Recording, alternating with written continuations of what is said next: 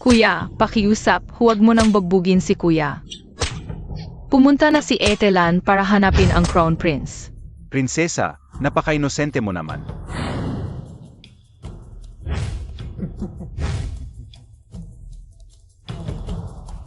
Ang kapal ng mukha mo. Tapos ka na. Umalis ka na. Crown Prince, pakiusap, palayain mo ang Fourth Prince. Ibinigay na niya sa iyo. Ang pagiging Crown Prince, bakit mo pa siya gustong patayin?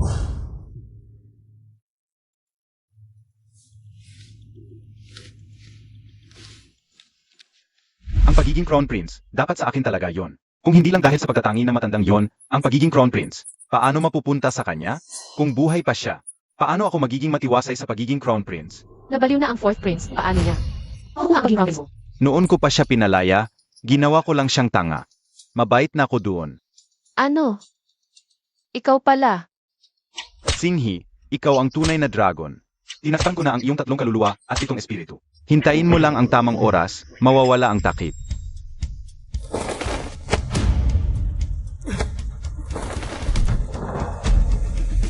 Limang taon akong natakpan at napunta pa ako. Sa katawan nitong walang kwentang prinsipe.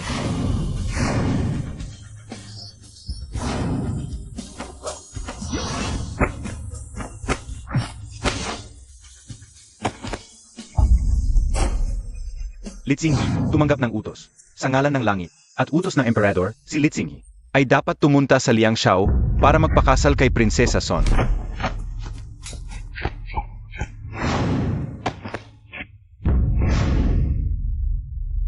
Kuya, sumaklolo ka kay Etelan. Di mo pa alam? Paano mo ako pasasalamatan? Pasasalamatan kita. Ang laki ng dibdib, ang liit ng utak. Di mo maintindihan ang sinabi ng Crown Prince. Kung susunod ka sa Crown Prince ngayon, mula ngayon, magiging magkapatid na tayo.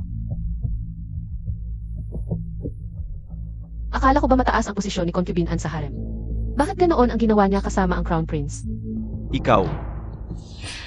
Lumalaban ka sa akin? Akala mo di ko alam. Sino ka ba? Sabihin mo, bakit ka nasa kampo ng Dragon Cavalry Army? Di ko alam ang sinasabi ng Crown Prince. Ayaw mong magsalita? Ngayon, samahan mo ako. Magsaya. Bitawan mo ako. Mag-ingat ka, Crown Prince. Nag-ingat ka pa para sa walang kwentang yon. Alam ko malakas kang mag-martial arts, pero kung di ka susunod, sa akin ngayon, papatayin ko yon. Gusto mo akong patayin? Karapat dapat ka ba? Ikaw pa ang naglakas loob na pumunta? Mabuti. Ngayon, sasamahan kita hanggang dulo.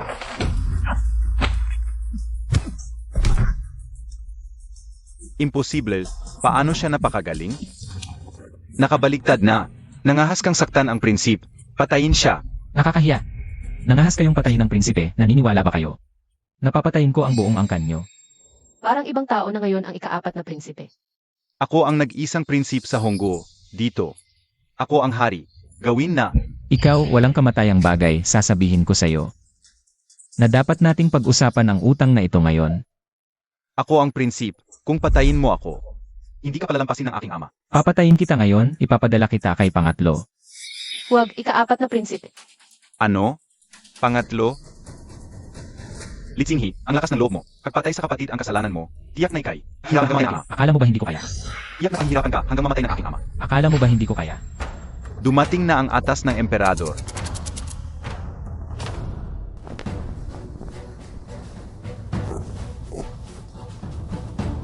Utos ng emperador, ipatawag ang prinsip at ika-4 na prinsip. Ang lakas ng loob. Bakit hindi ka lumuhod? Alam mo ba ang parusa sa pagpatay sa kapatid? Sa emperador, ang pagpatay sa kapatid ng ika-4 na prinsip ay dapat parusahan ng kamatayan. Emperador, ang bata na ito ay naging hangal, at ngayon ay nangahas pang patayin ang kapatid. Malupit ang ugali, hindi dapat panatilihin ang bata na ito. Emperador, sana'y unahin ninyo ang kapakanan ng bansa. Huwag magpadala sa pagmamahal sa anak. Kung kaya niyang patayin ang kapatid ngayon, bukas ay tiyak nagagawa siya ng mas maraming kalokohan. Sana'y magpasya agad ang emperador upang maiwasan ang mga problema sa hinaharap. Akala ba ninyo tanga ako? Kaya ngayon, kayong ilan ang gagamitin ko para magpakita ng kapangyarihan? Ama, si pangatlo ang unang nanakit, hindi sinasadya ng ika-4 na kapatid. Anong magandang masasabi ng isang hangal? Purong kasinungalingan. Ikaw, bata, nangahas ka pang magsinungaling? Sino ka ba para magsalita ng ganyan sa kapatid ko? Ikaw, hangal, hindi lang pumatay ng tao. Nangahas ka pang magmalaki sa harap ng trono. Pahihirapin kitang mamatay. Sino ang nagsabing hangal ako? Sasabihin ko sa inyo, ang lolo kong emperador ay nagpaisa at nagpayapa, nagpalawak ng teritoryo. Ang aking amang emperador ay napatahimik sa silangan at naglakbay sa kanluran, nagtatag ng maunlad na panahon. Ako, bilang ika-4 na prinsipe, ang dugong dumadaloy sa aking katawan ay dugo ng mahalikang angkan ng Honggo. Paano ako masasaktan ng isang bating? Dito, sasabihin ko ulit, ang Honggo ay pagmamay-ari ng pamilya Li. Natural na ang aking ama ang magdedesisyon. Mukhang bumalik na sa katinuan ang aking anak. May karapatan ka bang magsalita? Gusto mo lang magrebelde? Hari, wala po akong ganoong intensyon. Pakiusap, pakinggan ninyo ang aking paliwanag. Ha ha ha! Ikaw na isang bating, saan ka kumuha ng tapang? Sumigaw sa prinsipe. Pugutan. Hari, kahabagan. Ginoong Chen.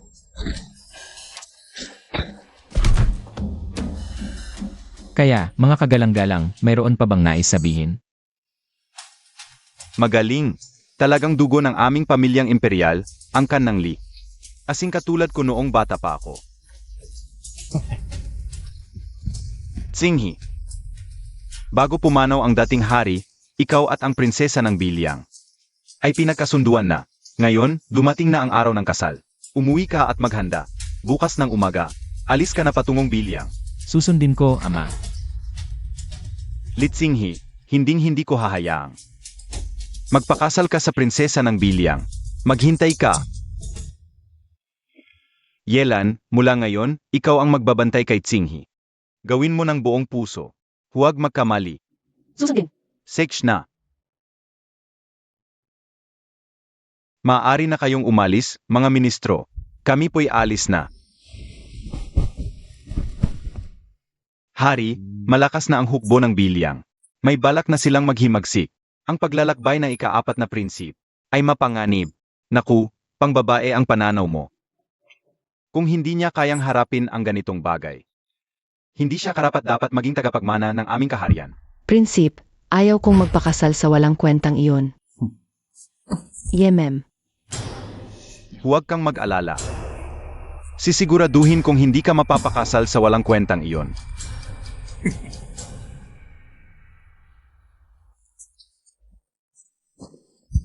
Prinsep, narating na ng delegasyon ng Bilyang ang kabisera. Ito'y upang kanselahin ang kasunduan sa pagpapakasal sa inyo. Ako'y kanilang kakanselahin. Akala ba nila'y mahina ako? Ngunit, naririnig ko na ang prinsesa ang pinakamaganda sa Bilyang.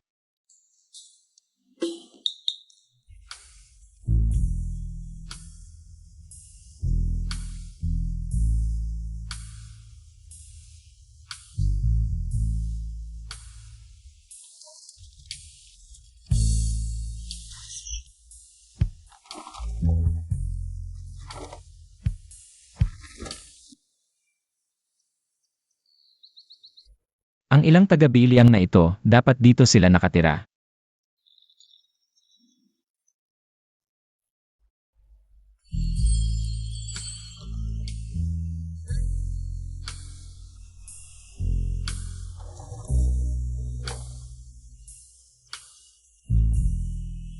Talagang pinakamaganda sa Bilyang.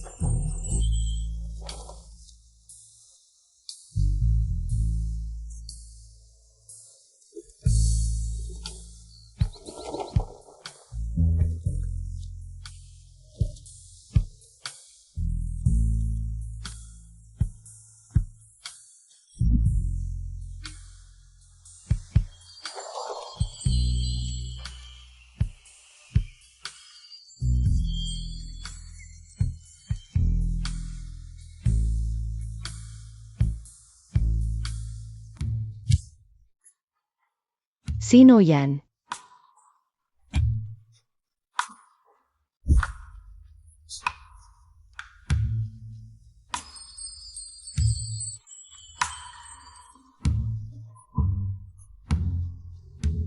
Sino ka? Siyempre, ang iyong magiging asawa. Ang kapal ng mukha mo. Pumasok ka sa aking kwarto sa gabi at nagsasalita ng kabalbalan. Ang init ng ulo mo, tiyak menopause ka na. Kaya pala gusto mong kanselahin. Sige, lalaruin kita. Sa ganitong oras, naliligo ka pa. Para ba sa akin yan? Lumabas ka. Aray! Ako ang magiging asawa mo, titingin lang. Ikaw ay magsalita ng ganyan sa akin. Papatayin kita. Ganyan ka magsalita sa asawa mo. Maniwala ka, isusumbong kita. Sa pagpatay sa sariling asawa. Ikaw, bitiwan mo ako. Ikaw. Inang Rina, may mahalagang bagay po akong ihaharap sa inyo. Inang Reyna. Ikaw si Reynang Song. Hindi mo pala alam ang aking tunay na pagkatao. Sino ka nga ba? Paano ko ba ipapaliwanag ito? Kung sa malalim na kahulugan. Sa pangkalahatan, ako po ang dapat maging manugang mo. Ikaw pala yung walang kentang ika-4 na prinsip. Halika. Tumahimik ka. Kung malaman ito ng iba, pareho tayong mawawalan ng buhay. Kahit mawalan ako ng buhay, hindi ko hahayaang. Hindi mo akin na, talaga ka. Sige, subukan mo. Ang Reynang ina ng Biliang, palihim na nakikipagkita sa sarili niyang manugang.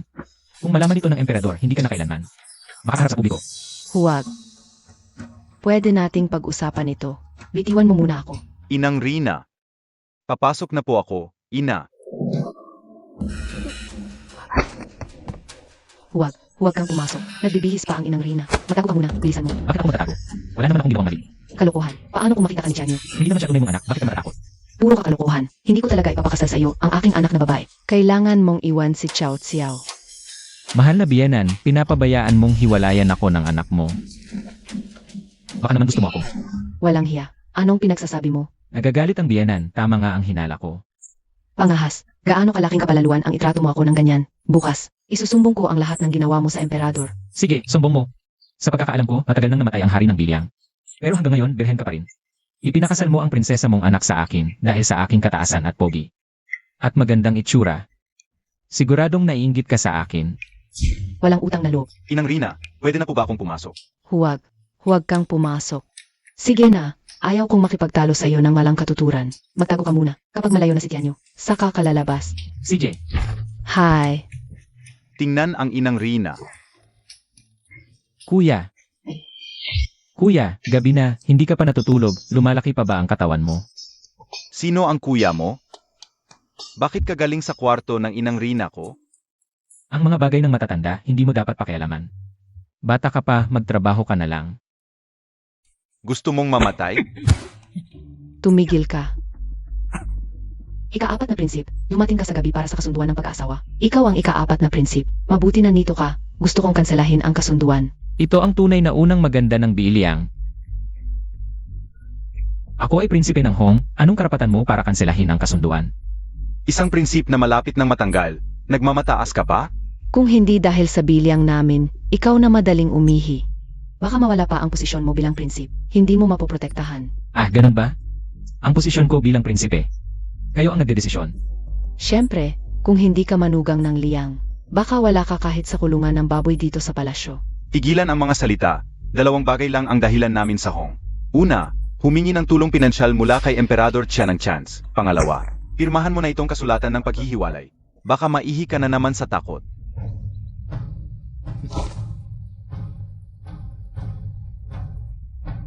Sa totoo lang, kayo sa Hong, matagal nang sumusuko sa amin. At ang kasunduang ito, ang kasalukuyang emperador ang nagpasya. Ang lakas ng loob ninyo. Sinusuway ninyo ang utos ng emperador. Sa totoo lang, kahapon, nakilala na namin ang prinsip ng tagapagmana at ang kanyang kamahalan. Na-in-love agad sa kapatid ko. Sa tingin mo, ang emperador, mag-alala ba sa isang prinsip na hangal o sa isang prinsip ng tagapagmana na nasa ibabaw ng lahat? Ay naku. Kung ang gusto ng kuya ko, hindi pwedeng kanselahin ang kasunduan. Langit. Ikaw. Ngayon, gusto mo man o hindi, kanselahin ito. Kung ayaw mo, papatayin kita. Para makansela din. Tumigil kayong lahat. Tapos na ang usapan ngayon. Bukas na lang sa bulwagan. Alis na tayo. Sandali, pinayagan ba kayong umalis? Ano? Papatayin mo ba kami? Ang Biliang ninyo sakop ng Hong. Sa harap ko, Ang inang Reyna, hindi kayo kailangang lumuhod. Bakit hindi kayo lumuhod? Hehe, tama yan. Ako, isang general ng bilyang, hindi luluhod sa isang walang kwenta. Lilinawin ko ang Hong, sakop ng buong lupain. Wala kayong karapatang magsabi ng pagpakawalang bisa ng kasunduan. Ako lang ang pwedeng maghiwalay sa inyo. At saka, babae ka ko, kaya payuhan kita. Mag-ingat ka.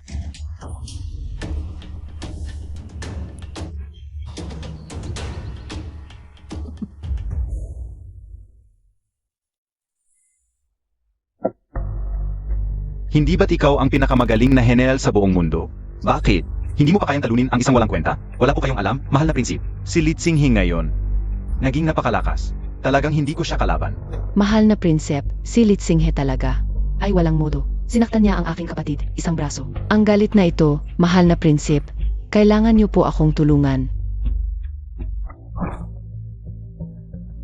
Sa piling na magandang dilag, ako ay nangangako.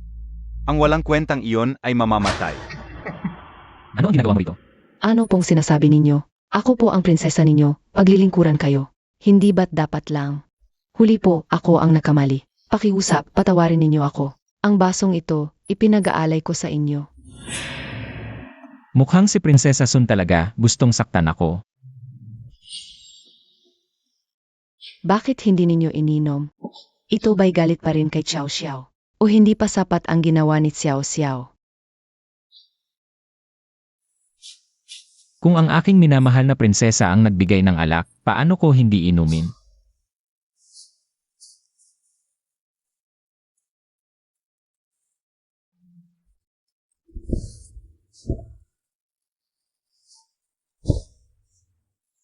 Mahal na prinsip, ano ang lasa ng alak? Ang alak na ito. Ito. Walang kwenta talaga, wala man lang pag-iingat. Sa'yo, gusto mo pang hadlangan ako maging prinsesa ng tagapagmana? Anong lason ang ginamit ninyo? Pwede bang makapatay agad? Lason. AME, masyadong mabait sa kanya yon. Ang ginamit ko ay alak na pampagana mula sa kanluran. Kahit isang 80 taong gulang ang uminom. Magiging magkasintahan sa kama, paang bulaklak sa puno ng peras. May ganoong klaseng magandang alak pala? Mahal na prinsip, ano ang susunod nating plano? Madalas pumunta ang ama sa palasyo ng ika-4 na prinsip. Mukhang si Li Tsinghe na walang kwenta, nag-asam pa rin. Ng aking posisyon bilang tagapagmana. AME, lumabas ka. Narito po sa harap ninyo, mahal na prinsip. Dalhin mo rito.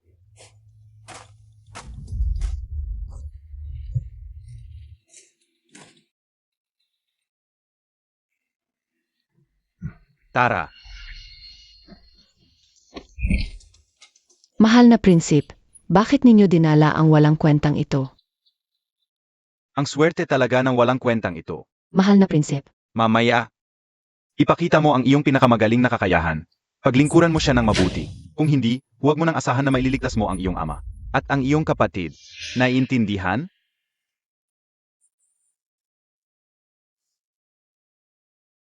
Pupunta na ako ngayon kay ama. Siguradong parurusahan kita sa iyong kalaswaan sa palasyo. Gutumin ng pira-piraso ang pinagmumulan ng kapahamakan. Hahaha.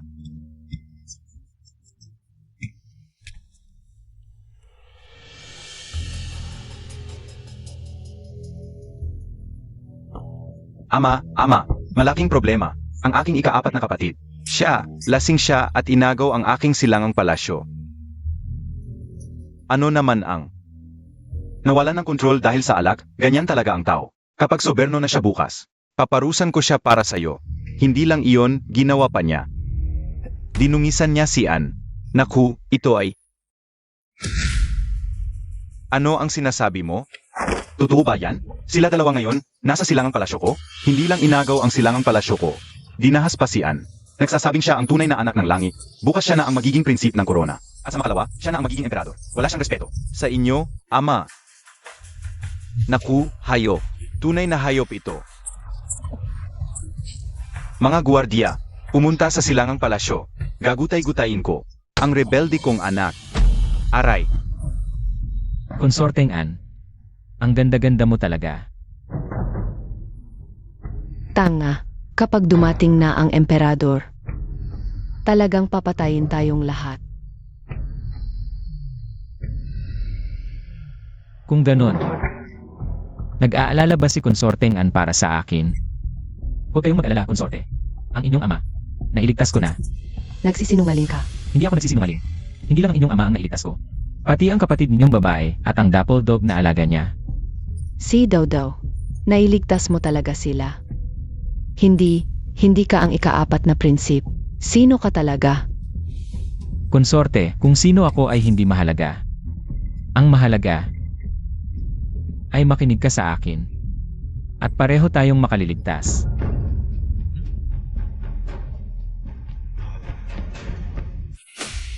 Ha? Narito kami sa harap ng inyong kamahalan. Sino ka? Bakit ka nandito? Ako po si Cao King. Xiaoqing? Ikaw pala yan? Nasaan si Konsorteng An? Anong konsorteng An? Hindi ba't kayo po, prinsip ng korona? Ang tumawag sa akin para pumunta rito. Gusto talagang ipahamak ako ng prinsipe na ito. Ito, pumunta ka sa Ihonglo at hanapin mo ang babaeng nagngangalang Xiaoqing. At dalhin mo siya sa palasyo. Ngunit napakahigpit ng seguridad sa palasyo. Paano ko dadalhin ang nasa labas? Papasok. Bigyan mo siya ng pera, natural papasok yan.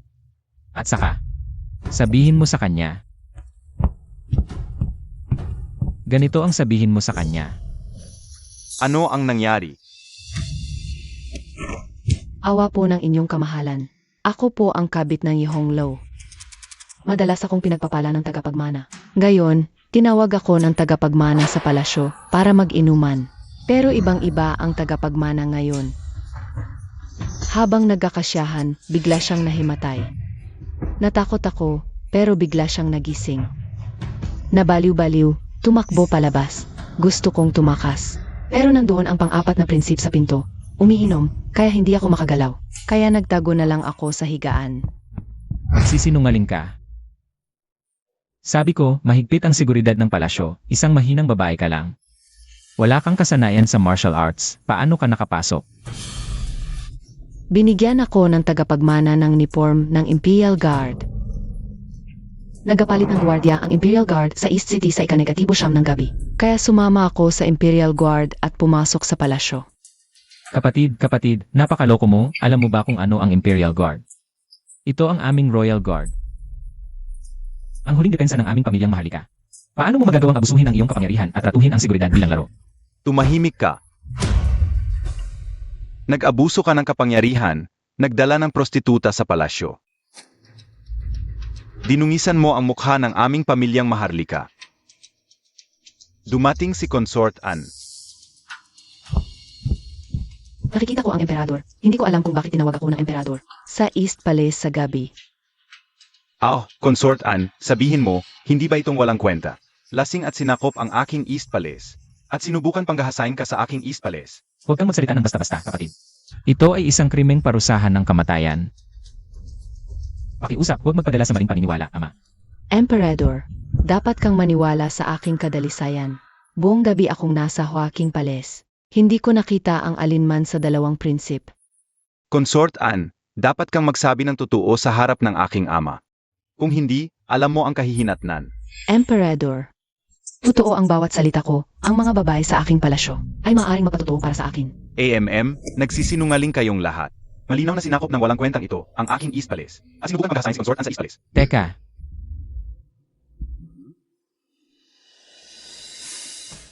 Lanan.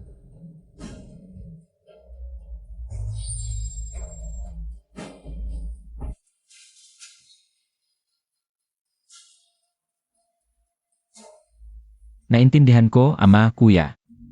May karamdaman siya. Ano ang histeria? Ito'y isang kakaibang sakit na nabasa ko sa aklat ng medisina. Ang sakit na ito'y nakakalito sa totoo at panaginip.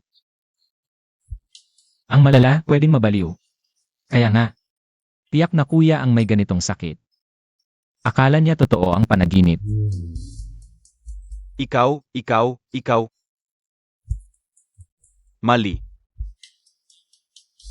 Mahigpit ang seguridad sa palasyo. Paano nagkaganoon ang prinsip? Ng ganitong kakaibang sakit? Ama, hindi ninyo alam. Maraming dahilan ang sakit na ito. Halimbawa, pagkalason sa pagkain o di kaya di sanay sa lugar. Sobrang pagpapakasasa. Sobrang. Ama. Tama na. Huwag ka nang magsalita. Naiintindihan ko na. Hindi lang ikaw ang gumamit ng kapangyarihan para magpasok ng babae. Pinagbintangan mo pa ang ika-4 na prinsip at si konkubin ng kalokohan. Dinumisan mo ang dangal ng pamilyang Maharlika. Anong parusa ang naraapat sa iyo? Ama, nagkamali lang po ako. Patawarin ninyo ako. Kuya, tulungan mo ako. Ahahaha. Ama, sa palagay ko, kung hindi talaga kaya. Patawarin niyo na lang si kuya. Sa huli, ang ginawa niya sa akin ay dahil lang sa sakit. Hindi niya sinasadya. Emperador. Hey! Ama. Biglaan lang po ang nangyari sa akin.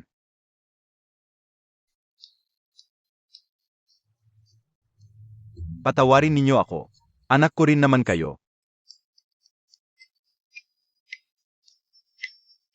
Yamang si Tsinghi na ang nakiusap para sa iyo. Patawarin na kita. Ero.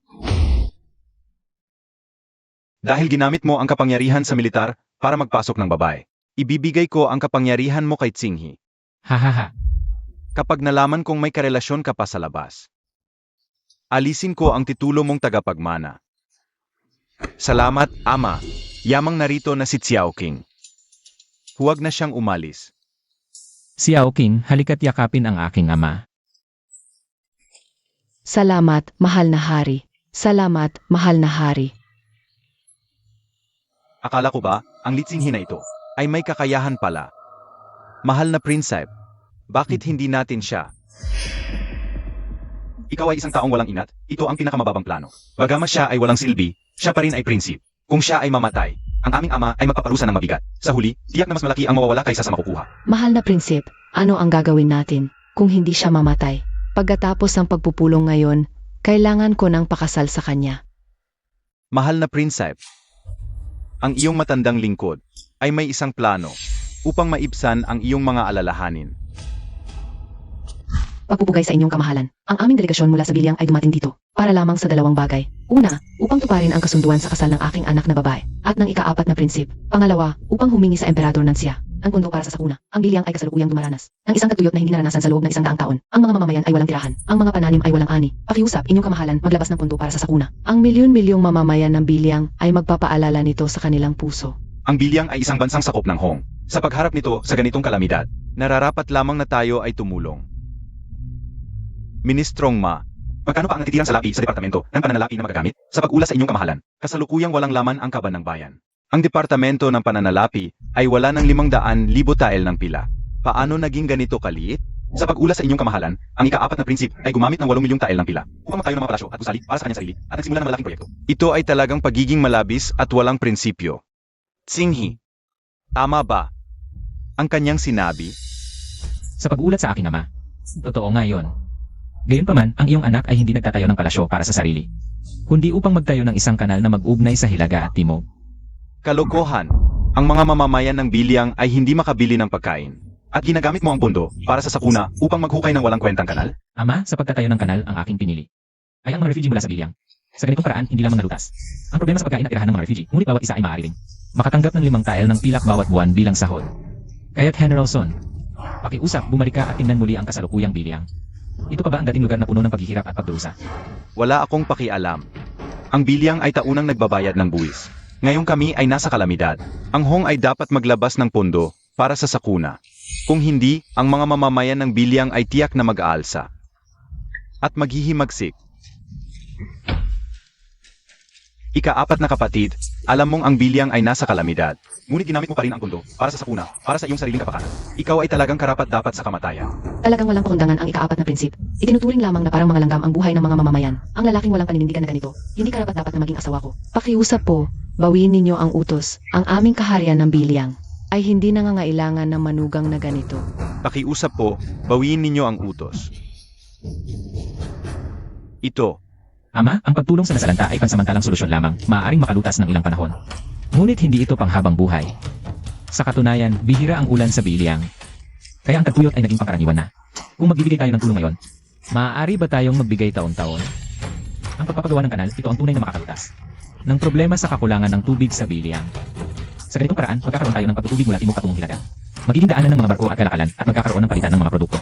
ang ibig sabihin ng salita ng ika-4 na prinsip, ay ang aming kaharian ng Biliang ay pabigat lamang sa kaharian ng Hong.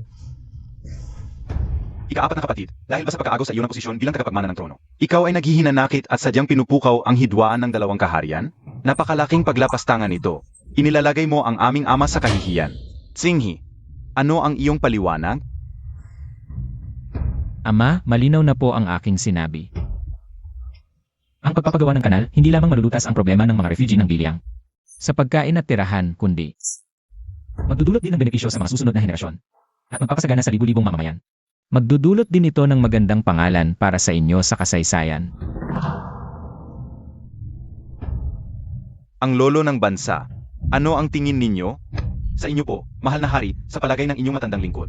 Ang pagpapagawa ng kanal ay talagang makakatulong sa maaming tao, kaya nararapat na suportahan. Gayunpaman, ang pundo para sa sakuna ay napaka-importante at napapailalim sa oras. Bilang manugang ng Biliang, ang ika-4 na prinsip, syempre, ay may responsibilidad dito. Mabuti. Dahil ako ang sanhi ng problemang ito, pakiusap po ama, bigyan niyo ako ng 3 araw. Tiyak na makakalikom ako ng 5 milyong tael para sa pondo ng sakuna. Nakakatawa naman ang sinabi mo. Makakalikom ka ng 5 milyong tael sa loob lamang ng 3 araw. Kung interesado ang aking kuya, handa ka bang makipagsapalaran? Ano ang taya? Kung ako ang manalo, magbibitiw ka sa iyong posisyon at maging karaniwang mamamayan. At isusuko ang iyong kapangyarihan sa militar para maglingkod sa akin. Kung ako ang manalo, ako ang makapamaya amin sa aking sana. Ano sabi mo? Sigish, napagkasunduan na ito. Pakiusap po, mahal na hari, kayo ang maging saksi at tagahatol. Yamang si Tsinghi. Sigish, napagkasunduan na. Ako'y maghihintay at magmamasid. Hintayin mo lang. Pagkatapos ng 3 araw, tiyak na wala kang matitirang buong katawan. Ako po'y nagulat, mahal na prinsip, kamakailan ay may balitang mula sa palasyo, na sinasabing ang ika-4 na prinsip ay naghahanda ng piging sa kanyang palasyo, at inanyayahan ang lahat ng may-ari ng mga bahay aliwan at restaurant sa kabisera. Ngayon mo pa naisip magbukas ng tindahan para kumita. Medyo huli na yata. Wala lang yan. Ngayon ay di maarok ang lalaking ito, sa palagay ko sa likod niya. May matalinong tagapayo. Kung sakaling manalo siya, ang posisyon niya sa korte ay di na matitinag. Nag-aalarmista ka naman, pero dahil may pusta si General Son, sa kanya, talagang di dapat matalo.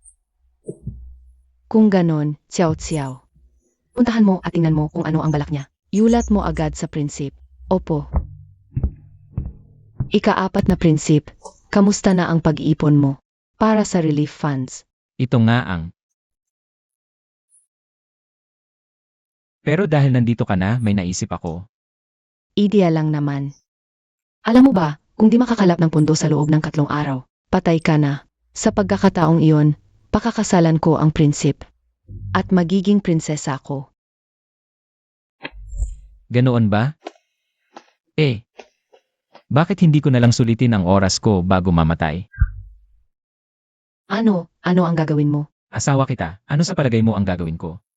Binabalaan kita kung gagawa ka na masama sa akin. Papatayin ka ng kuya ko ng dahan-dahan. Papatay ng dahan-dahan? Akala mo ba hindi ko alam? Na may balak kang patayin ako. Ano ang sinasabi mo? Hindi ko naiintindihan. Ipapaalala ko sa'yo. Hindi mo ba pinapunta ang tao para magbaon ng pitsel na may tatak ng bili ang sa likod bahay namin? Akala mo ba hindi ko alam? Ano ang gagawin mo? Bibigyan kita ng 2 pagpipilian. Ang una, sumunod ka lang sa akin. Ang pangalawa, sasabihin ko ito sa ama.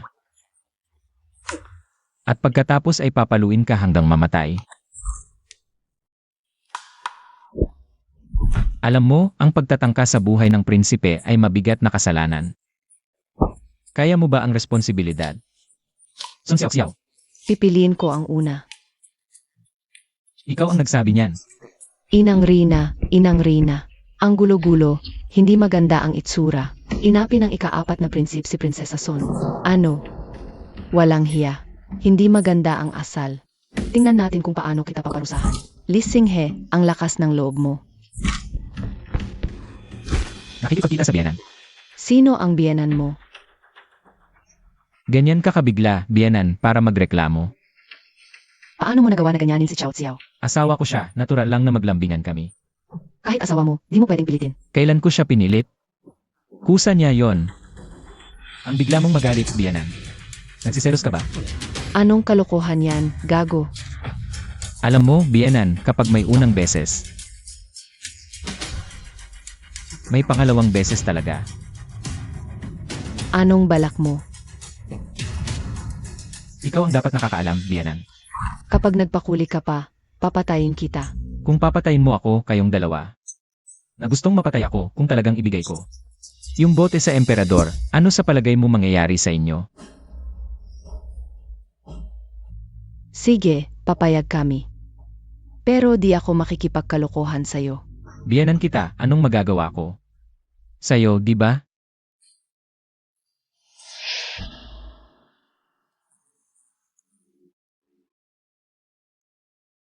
Bakit mo ako dinala sa ganitong lugar? Ay, Kailangan kong kumita ng 5 milyon, kaya Anong gagawin mo? babae ka, di kita pwedeng ipagbili, di ba? Halika, sumama ka sa loob. Sino nung babae mo?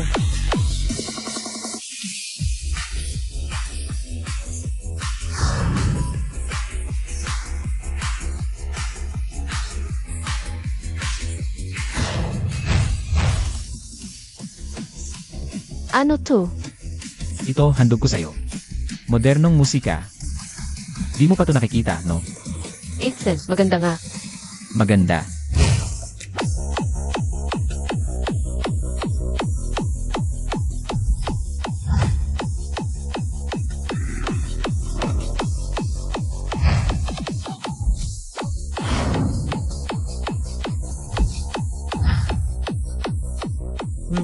Parang may kulang lang. May marunong ba ng percussion sa Honggo? Biyansong ba? Sa kabisera. Si Susu ang pinakamagaling magbiyanshong. Pero, Si Susu, 3 taon na. nagtago, ayaw makipagkita. Gusto ko siyang makilala. Walang babaeng di ko kayang ligawan. Sasama ako sa'yo. Bakit ka sasama? Sasamahan kita para protektahan ka. Talaga lang para protektahan ako. Di ba takot kang mawala ako? Bastos.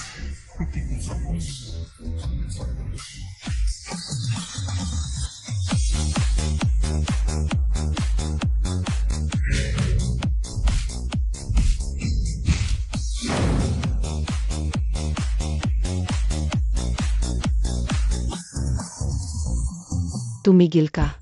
Sino kayo? Ako ang ika-4 na prinsipe, may kailangan ako. Kay Susu, Kayo na naman ang mga prinsip. Huwag kang magsalita ng walang galang sa mga prinsipe. huwag kang maging bastos. Nakita mo na ba ako dati, binibini? Hindi pa. Sa totoo lang, wala namang mabuti sa inyong mga prinsip. Sinira ninyo ang aming binibining Susu. Ano ba talaga ang nangyari? Ano ang nangyari? Dahil lang sa prinsip ng kaharian. Pilit na pinapasok si Binibining Susu sa palasyo para magtanghal. Ayaw pumayag ni Binibining Susu, kaya pinaputol ng prinsip. Ang kanyang mga binti. Si kuya ko na naman. Ganito. Umuwi ka at sabihin mo, hindi lang ako makakapagpagaling. Nang mga binti ni binibining Susu, makakapaghiganti pa ako para sa kanya. Toto, Sige na, sige na, sige na. hintayin ninyo, sasabihin ko muna. Sigurado ka ba talaga? Subukan natin. Sabi ni Binibining Susu, pwede kayong makipagkita. Sumunod kayo sa akin. Ikaw ang nagsabing makakapagpagaling ka ng aking mga binti. Tama. Pero, binibining Susu, kailangan kong tingnan muna. Ang iyong mga binti. Pwede mong pagalingin ang aking mga binti. Pero prinsip ka. Kailangan mong pumirma ng kasunduan sa buhay at kamatayan. Kung hindi mo mapagaling, mamamatay ka. Walang makakapagpagaling ng aking mga binti. Ang dahilan kung bakit kita pinapasok. Ay hindi dahil kaya mong magpagaling sa akin. Kundi dahil prinsip ka. Gusto kong maghiganti. Kung may lakas ng loob kang pumirma, gamutin mo. Kung wala, umalis ka na. Ano, takot ka na? Binibini. Tungkol sa bagay na ito. Kahit ginawa ito ng kuya ko, parang utang na loob ng aming kaharian sa'yo. Huwag kang mag-alala ang iyong mga bibig. Talagang pagagalingin ko. Sige, simulan na natin.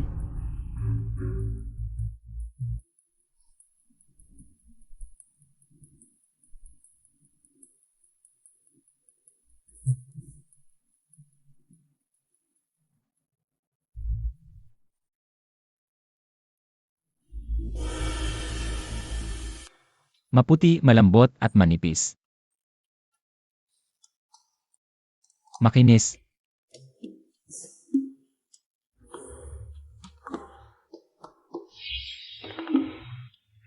Tapos ka na bang humipo?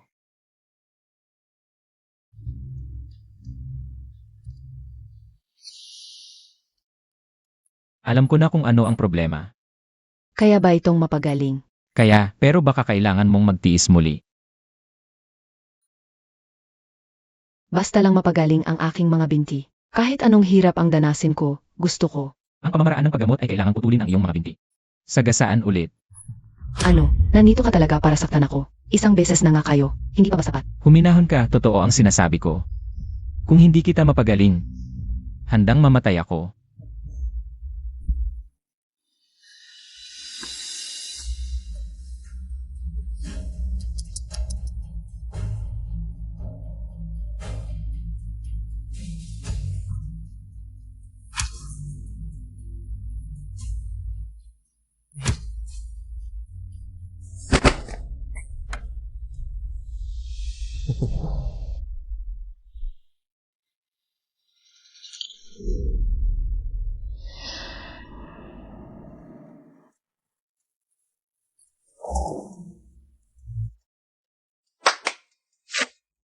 Ayos.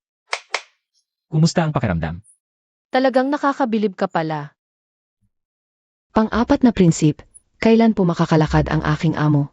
Sa normal kapag may bali. Karaniwang 100 araw ang pahinga. Ang tagal naman. Pero, nandito naman ako. Ito. Gamot para sa mga sundalo. Kapag ipinahid ito, siguradong makakalakad ka na bukas. Salamat po, pang-apat na prinsip. Paano kita mapapasalamatan? Bakit hindi? Pakasalan mo na lang ako. Hindi naman kailangan. Kung makakalakad ka bukas, pumunta ka sa Yehonglu para hanapin ako.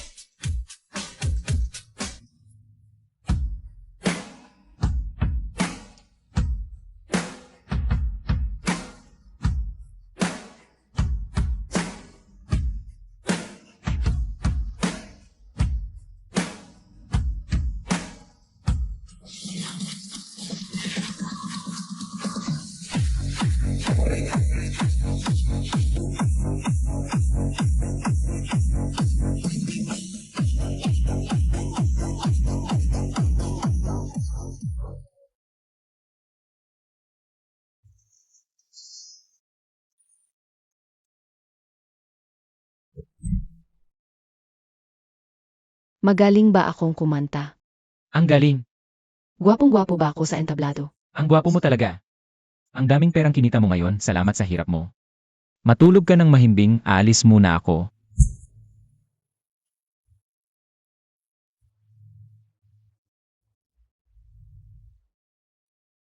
Li Tsinghi. Lumabas ka. Li Tsinghi, ano ba? Tumahimik ka, hindi mo ba nakikita na natutulog siya? Bitawan mo ang kapatid ko. Hintayin mo lang. Halika, tingnan natin kung ano nangyari. Halika, Anong gagawin mo sa kapatid ko? Li Tsinghi, asawa ko na ngayon ang kapatid mo, ano ngayon? Dapat lang naman na gawin ko ang gusto ko sa kanya. ikaw? Ano ka ba? Huwag mong hawakan ang kapatid ko. Ang pag-ugali mo, pang-apat na prinsip, ay hindi katanggap-panggap. Ikaw ay isang ministro, ako ay isang prinsipe. Natuturo ka sa akin. Nababaliw ka na ba? Li Xinghe, ang lakas ng loob mo ngayon ah. Ano? Hari ka na ba ngayon? Sasabihin ko sa iyo kapag naging hari ako balang araw. Magiging asawa ko ang kapatid mo at ikaw naman ang magiging bayo ko. Alam mo ba? Sino ang gusto maging bayo mo? Sino ang gusto maging bayo ng isang taong naihi sa sarabal? Maharlika ng kaharian. Ako. Narito kami ngayon para sa pundo ng sakuna sa bilyang. Umaasa kami na ang ika-4 na prinsip ay magbibigay prioridad sa mga pambansang usapin. Hindi ba't mayroon tayong pusta dati? Sinasabi mo makolekta ang iyong tile ng pila sa loob ng 3 araw. Nasaan ang pilak? Wala kahit kusing. Alam ko na, bakit ka ba isang walang kwenta? Talagang walang kwenta ka. Sinasabi mo na naman akong walang kwenta. Sinasabi kong walang kwenta ka.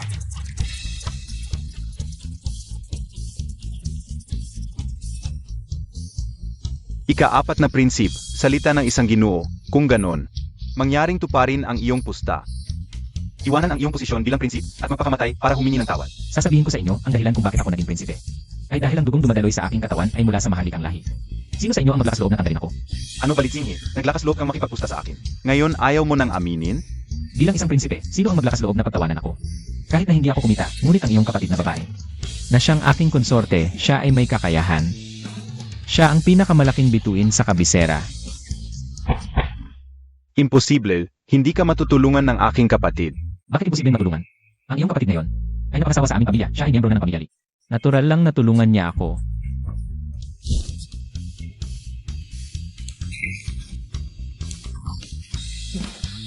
Meron nga talagang ilang milyon. Dahil natalo ka na, dapat mong tuparin ang iyong pangako. Isuko ang iyong kapangyarihan bilang general at alisin ang iyong posisyon. Ano ka ba? Ika-4 na prinsip. Ang posisyon ni General Son bilang general ay ipinagkaloob ng kaharian ng bilyang at ni Inang Rina Song. Kahit natanggalin man, kailangan pa rin ng utos mula kay Inang Rina Song. Ano ngayon? Ano ka ba? Ikaw? Nag-aakala ka? General Son, ang ipinangako mo sa akin, ngayon hindi mo tinutupad. Hindi ba? Kung malaman ito ng mga tao, saan mo ilalagay ang mukha mo, General Son? May mukha ka pa? Ika-4 na prinsip. Ang pagtatanggal sa posisyon ay isang malaking bagay. Kailangan naming makipagkita sa emperador bago magpasya. Tama ang sinabi, gusto ko ring makita ang aking ama. Ano sabihin? Ngayon, sumama sa akin para makita ang aking ama. Tingnan natin kung ano ang pasya ng aking ama. Tara na. Ikaw ang malis, kung hindi ka alis, hindi ako alis. Alis ako. Mga minamahal na ministro, nagmamadali kayong makipagkita sa akin. Ano ang dahilan? Emperador, narinig ng matandang ministro na ang ika-4 na prinsip ay palaging kasama ang mga taong walang trabaho sa lipunan, nag-inom at naglilibang, nakakasira ng dangal ng kaharian, talagang nakakahiya sa aming maharlikang pamantayan. Mangyaring pumili ang mahal na hari, talagang kalokohan ito. Bilang isang prinsip, paano ka? Makikihalubilo sa mga mababang uri ng negosyante. Ama, ang anak mo lamang ay para sa ilang pondo ng saklolo. Muntik ko nang makalimutan ito. Kumusta na ang pag-ipon mo para sa pondo ng saklolo? Ipinapaalam sa mahal na hari, ang ika-4 na prinsip ay talagang nakalikom na ng 7 milyong tael ng pilak, kung saan 5 milyong tael ay ipinadala na sa lungsod ng bilyang para sa saklolo. Ang 2 milyong tael ay naipasok na sa kaban ng kaharian. 7 milyong tael. Sa loob ng 3 araw, paano mo nakamit ang 7 milyong tael? Ako ay talagang hindi pa nakarinig ng ganito. Ang anak natural ay walang ganoong kakayahan. Ito ay ang Prinsesa Son mula sa bilyang. Siya ang tumulong sa anak na makamit ang 7 milyong tael. Si Prinsesa Son ay may ganoong kakayahan? Totoo ito. Ngayon, si Prinsesa Son ay isang malaking bituin sa aming kabisera. May mga handang magbayad ng mataas na halaga para pumunta sa kabisera. At masdan ang kagandahan ni Prinsesa Son. Mabuti. Xinghe, talagang pinakasalan mo ng isang mabuting asawa para sa akin. Subalit noong araw na yon, si General Son at ang anak ay nasa ilalim ng bulwagan at gumawa ng isang pusta. Ngayon na natalo si General Son, dapat siyang alisan ng tungkulin at gawing karaniwang mamamayan. At isuko ang kanyang kapangyarihan sa militar. AMM. Dahil mayroong isang pusta, dapat itong tuparin, mahal na hari. Ang aking kapangyarihan sa militar ay ibinigay ng aking ina, si Rina Inasong. Kung kukunin ang kapangyarihan sa militar, kailangan din ng pahintulot ng aking ina. Paano maaring payagan na sa pamamagitan lamang ng ilang salita ay kunin ang kapangyarihan sa militar? General Son, ang bilyang ay isang bansang sakop ng aming Honggo. Sa ilalim ng langit, lahat ay pag-aari ng hari. Ang aking ama ay ang tunay na anak ng langit. Dahil ikaw ay gumawa ng isang pusta sa harap ng aking ama. Dapat itong sundin, kung hindi, ito ay isang krimen ng pagdaya sa hari. Ang aking ika-4 na prinsip, sila talagang nagbago. Magandang kasabihan, sa ilalim ng langit, lahat ay pag-ari ng hari. Ang batang ito ay tiyak na magpapayaman sa aming Hongguo. Dahil mayroong isang pusta, dapat itong sundin. Ipahayag ang aking kautusan. Mula ngayon, alisin ang tungkulin ni Sun Tianyu. Gawing karaniwang mamamayan. Mahal na hari, hindi ako sang-ayon. Hindi mo maaring kunin ang aking kapangyarihan sa militar. Kung hindi susunod, ipapasok sa bilangguan. Mahal na hari, tiyak na sasabihin ko ito sa aking ina.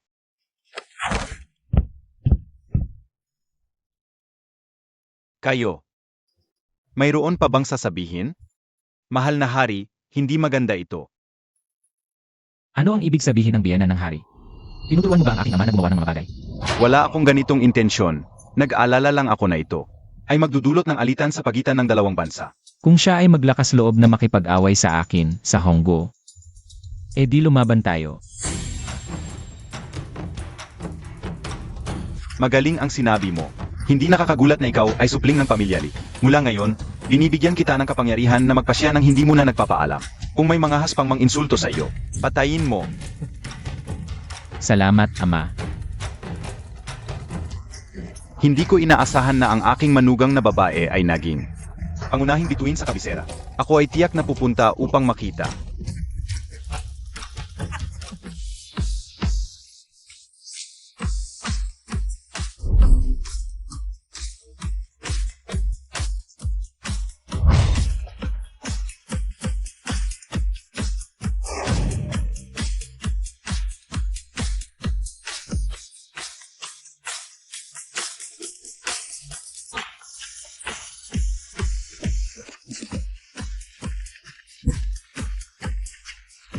Sa hinaharap, kapag pumipili ng mga konsorte, piliin ang mga ganitong uri.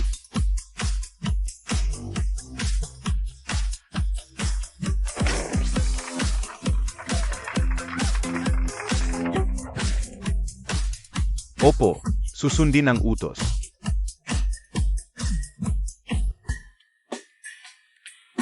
Mga maginoo at mga ginoo, magandang gabi po sa inyong lahat. Ihayag ko sa inyo ang isang magandang balita. Ngayong gabi, dumating na ang pinakakaabang-abang na sandali. Ang ating pangunahing taga-suporta ay ipinanganak na siya ay si Huang Xiao, ang pangunahin sa 4 na binata ng kabisera.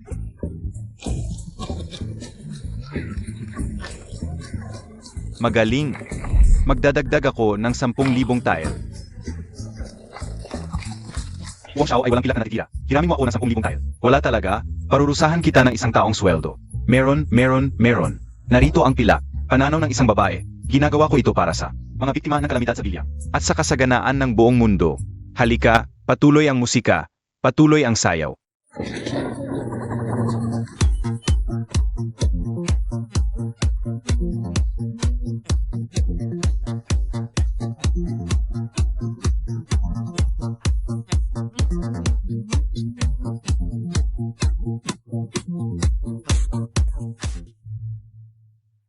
Ginawa ko na ang lahat ng ipinagawa mo sa akin. Kailan mo ako palalayain? Palalayain ka. Sinabi kong ikaw ay aking konsorte kahit na palayain kita. Saan ka pupunta? Mas mabuti manatili ka na lang dito. At maglingkod sa akin. Ang kapatid ko ay tiyak na darating upang iligtas ako. Ang iyong kapatid na si General Son. Dumating na siya. Hindi lamang niya nagawang iligtas ka. Tinanggalan pa siya ng kapangyarihan at binuwag ang kanyang tungkulin bilang isang mamamayan. Ano, naglakas loob kang gawing ordinaryong mamamayan ang aking kapatid. Hindi ka naniniwala, di ba? Eh di tanungin mo siya mismo. Marahil wala ka ng pagkakataon na makita siya. Ano ang ibig mong sabihin? Saan mo itinago ang aking kapatid? Ang iyong kapatid ngayon ay hindi nasa bilangguan. Ay nailigtas ng prinsipe sa palasyo ng silangan. Sa kabuuan, binigyan ako ng emperador ng kapangyarihan na magpasya ng hindi mo na napapaalam. Kung siya ay maglakas loob na pumunta, papatayin ko siya. Litsinghe, maglakas loob ka. Dapat mong tawaging asawa. Tumigil ka. Sakto ang dating mo, Yelan. Nakita ko kasi na napapagod ka sa pag-ensayo nitong mga nakaraang araw. Kaya may inihanda akong maliit na regalo para sa'yo.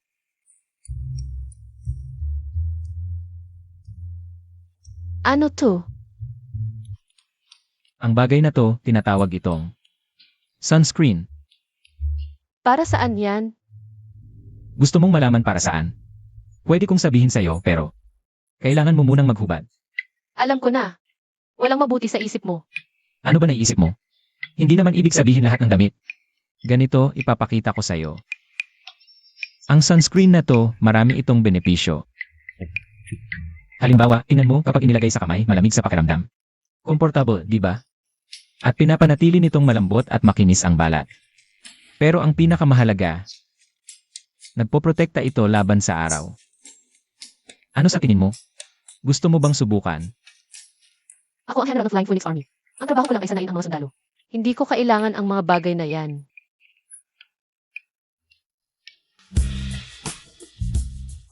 Ganito ba talaga? Kaganda ang sinasabi nila?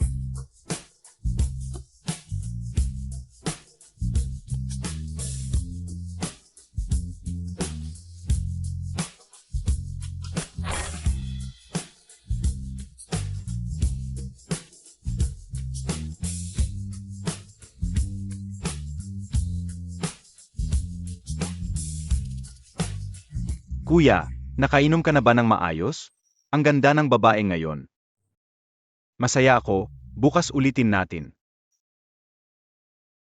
Walang mata. Hahaha. Babae pa pala. Lasing ako ngayon, sa susunod na lang tayo maglaro. Sa susunod, hahanap ako ng iba para sa'yo. Tumigil ka. Sino ka? Tulungan niyo siyang tumayo. Siya. Ikaw. Alam mo ba kung sino ako ngay?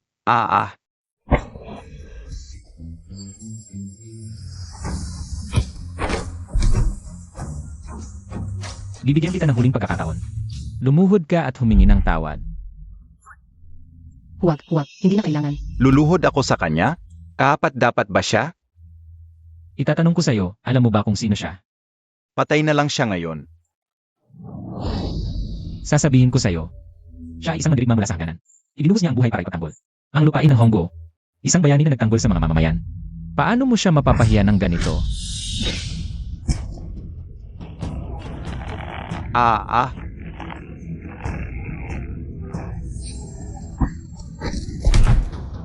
Lumuhod ka at humingi ng tawad.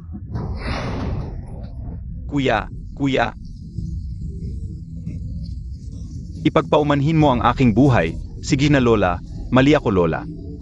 Ipagpaumanhin mo ang aking buhay. Sino ang may ganitong kapal na mukha? Commander He. Patayin mo siya. Pinayagan ba kitang umalis? Batang lalaki, kahanga-hanga ang iyong tapang, pero sayang. Nakagalit ka ng hindi dapat galitin, Dakpin. Commander He, hindi man lang magtatanong ng dahilan. Dahilan haha, tulad mong mababang uri, karapat dapat ka bang bigyan ng dahilan? Basta alam mo, ang mga sa taong akin, mamamatay ka ngayon. Mukhang gusto ninyong maghimagsik. Guardiayi. General Hichan, nagpupugay sa Guardiayi. Nagpupugay sa ikaapat na prinsipe. Paglapastangan sa mga martir ng hukbong Longxiang, ano ang parusa ayon sa batas? Lapastanganin ang mga martir ng hukbong Longxiang. Ayon sa batas, walang awa, walang awa. Ikaapat na prinsip, kahabagan-kahabagan. Tulungan ang ate na tumayo. Commander He. Pakiusap. Makiusap ka para sa akin, kahabagan mo ako. Ikaapat na prinsip kahabagan. Ako ay tao ni prinsip ng tagapagmana, patayin mo ako. Hindi ka palalampasin ni prinsip ng tagapagmana. Bilang tagapagmana, pinabayaan ang tauhan na manira sa mga mamamayan. Ang iyong posisyon bilang prinsipe ng tagapagmana dapat na matapos na. Litsinghi, ikaw ay nangangahas. Hayagan na pinatay ang aking tao. Hintayin mo. Hindi inaasahan na si Litsinghi ay may ganitong paan. At nakuha pa ang iyong 40,000 hukbo. Nahulog sa kanyang kamay. Hindi na natin siya makakalaban. 40,000 hukbo.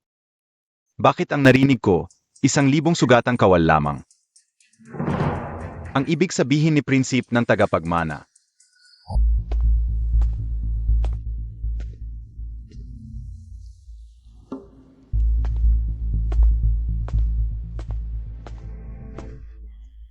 Commander, ito ang magigiting na kawal ni prinsipe ng tagapagmana. Ika-4 na Panginoon, ang mga kawal na ito ay personal na pinili ni Prinsip ng tagapagmana. Maliban sa mga malubhang sugatan, ang bilang ay wala ng 5,000. Ika-4 na Panginoon, sasabihin ba ito sa emperador? Akala nila malakas na hukbo at kabayo ang panalo, hindi nila alam. Ang mga veteranong ito na maraming labanan ang kayamanang hindi mabibili. Commander, gusto kong makita ang kanilang mga sugat, lahat. Hubarin ang baluti at damit. Opo, utos ni Ika-4 na Panginoon, lahat ng kawal, hubarin ang pangitaas. Ako ay isang sundalong mula sa Hilagang Liao, nakaranas ng digmaan. Dito pa, pinaghubad kami, ininsulto kami. Napakalamig nito, gusto mo bang patayin ako sa laming? Hubad.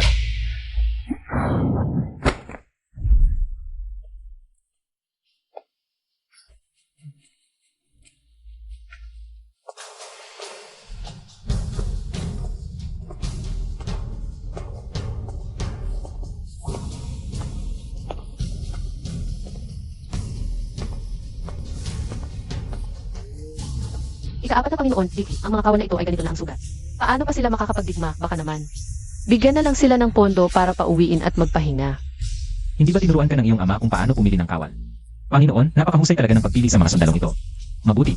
Itatala ko ang malaking kontribusyon mo. Sa ganoon, mahilig ka rin pala sa mga sundalo. Sa hinaharap, ikaw na ang mamumuno sa mga sundalong ito. Salamat, pang-4 na Prinsip. Pinahubad mo lang sila, paano masusubukan ang kanilang katapangan? Ganito na lang ang sabihin ko, ang mga sundalo, kung nasa harap ang sugat. Ibig sabihin ay matapang na sundalo. Kung nasa likod ang sugat, duwag at takas. Ito ang paraan ng pagsubok sa sundalo. Hindi ko alam kung epektibo, pero kahit papaano, may paraan. Ah, ganun pala. Kuya 4, kaya bang magamot ang mga sugat ng mga sandalong ito? Zijin, ang iba hindi, pero ako, kaya ko. Totoo ba, Kuya 4? Totoo. Ang mga sundalong ito, kahit may mga sugat, hindi naman naabot ang buto at litid. Basta susundin ang tamang paggamot. Gagaling sila. Pero baka ang mga sundalong ito, ang nasugatan ay ang puso, hindi ang katawan. Ikaw ba ay sundalo rin? Ako ang pinakamatapang na sundalo ng Hongguo. Sino ka? Ako ang ika-7 prinsesa ng Hongguo. Protektahan din kita. Salamat. Ito para sa iyo. Ito ang paboritong pagkain ng kuya kong pang-4.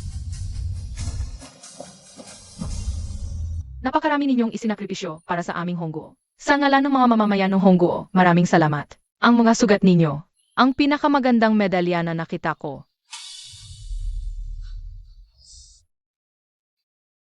Mga kasama. Tama si Zijin. Sa nakaraang 20 taon, patuloy na sinakop ng kaaway ang ating lupain, pinatay ang ating mga kababayan. Inapi ang ating lahi at ginulo ang kapayapaan ng mga mamamayan. Ngunit, dahil sa inyo, sa inyong mga veteranong sundalo, sumakay sa kabayo. Mula sa kabisera hanggang sa hangganan, kahit matapang ang kaaway. Hindi kumilos kahit 1 pulgada ang ating lupain. Dahil sa inyo, nalaman ng kaaway na walang duwag sa Hongguo. Ngunit mga kasama, alam ko, nang kayo ay bumalik mula sa Hongguo, hindi kayo nakatanggap ng parangal. Ngunit ang lahat ng ginawa ninyo para sa bansa ay walang kamatay na karangalan. Sa nakaraang 20 taon, wala akong araw na hindi na panaginipang bumalik sa labanan, hawak ang aking tabak. Mula sa kabisera hanggang sa hangganan. Ganoon din ako. Ang mga veterano ay hindi namamatay. Kaya mga kasama,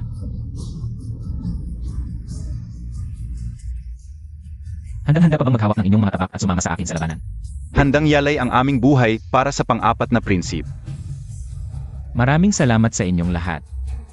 Kataas-taas ang Prinsip, nabalitaan kong si Litsinghi. Hindi lamang alam ang mga ito, kundi sinanay pa silang maging. Napakalakas na puwersa. Kung makuha niya ang mga ito, magiging mas mahirap ito sa hinahara.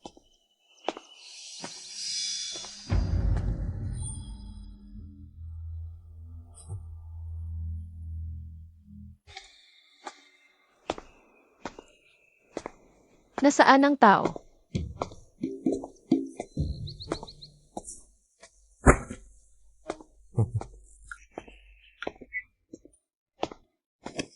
Pagod ka na siguro sa pagsubaybay sa akin buong gabi. Gusto mo bang pasanin kita pabalik? Ano ba ang sinasabi mo? Sinusunod ko lang ang utos ng emperador, pinoprotektahan ang kaligtasan mo. Utos ng Emperador. Ikaw pa namang itinuturing na pinakamaganda sa Hong Kingdom. At isang bihirang dalubhasa, pero araw-araw kang sumusunod sa akin. Isang walang kwentang prinsipe. Baka may masamang intensyon ka sa akin. Hindi ba? Walang hiya. Alam mo, mula nang umalis ako, sinusundan mo na ako. Hindi ba para bantayan ako, baka may mangyari sa akin at sa prinsesa ng Bilyang? Hahaha. Wala akong interes sa personal na buhay mo. Sa totoo lang, si Reyna Xiao. Ang nag-utos sa akin bago siya pumanaw na protektahan ka. Inay. Kabilang ka sa Longxiang Army. Ang general ng Longxiang Army ay ang aking ama. Kaya ikaw ay ang anak ni General Chanlong. Sinabi ko na sa iyo ang katotohanan para hindi ka magkaroon ng masamang intensyon sa akin. Tara na, naghihintay sa atin si Zijin sa bahay.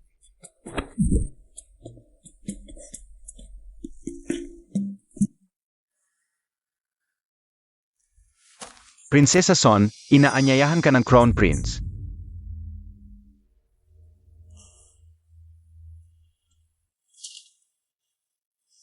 Crown Prince, hindi ko sinasadya. Pinilit ako ni Fourth Prince. Kaya ko ginawa ito. Fourth Prince? Tinatawag mo ang walang kwentang Fourth Prince na yon. Ako, Pinadala kita para patayin siya. Bakit? Nahuhumaling ka na ba sa kanya? hindi naman sa tingin ko lang siya. Ay hindi naman ganoon kasama. Kahit ikaw ay tatalikod sa akin? Crown Prince, hindi po, dapat ako, sa tingin ko lang. Hindi siya karapat dapat mamatay.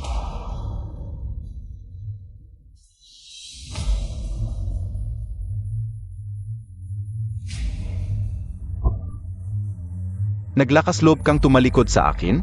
E di mamatay ka na lang. Ang mga taksil sa akin, kamatayan lang ang kapalit.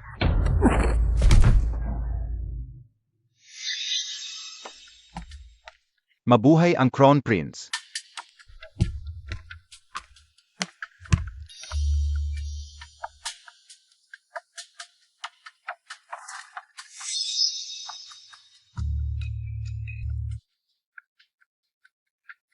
Kamukha.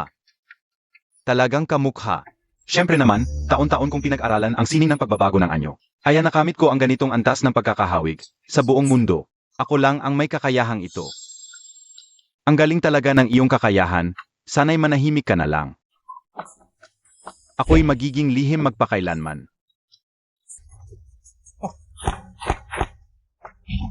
Crown Prince, kaawaan ninyo po ako.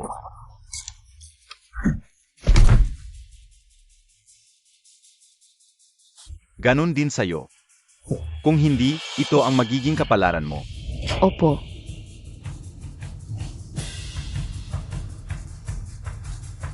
Ang iyong kamahalan, ang prinsip. Ano po ang susunod nating plano? Mas gusto ko talaga ang uri mo. Litsinghi. Magugustuhan mo ang regalo kong ibinigay sa'yo.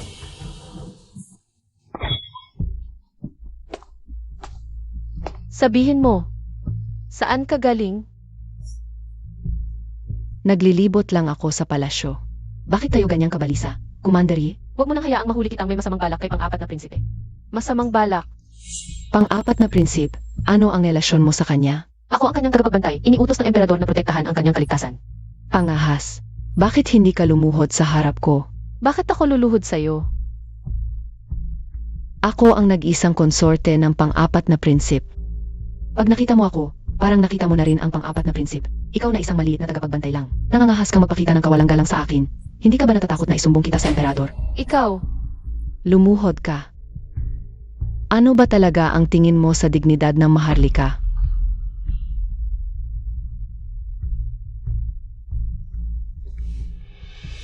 Ang iyong abang kawal. Bumabati sa pang-apat na prinsesa. Ganon dapat. Tandaan mo, ako ang pang-apat na prinsesa. Ikaw ay isang maliit na tagapagbantay lang. Maging mahinahon ka.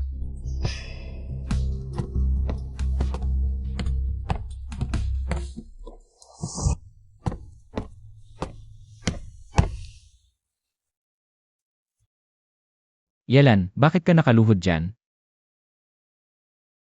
Titingnan ko. Lanan, Parang galit si Ete Yelan. ganoon ba? E di aliwin mo siya agad.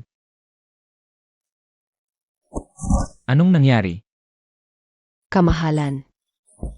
Gutom na po ba kayo, kamahalan? Nagluto ako ng pagkain. Subukan niyo po, kamahalan. Son Seok-xiao. Anong sinabi mo kay Yelan? Ano pong sinasabi niyo, kamahalan? Hindi ko po nakita si Commander Yi ngayong araw. Pinapayuhan kitang maging mahinahon. Kamahalan.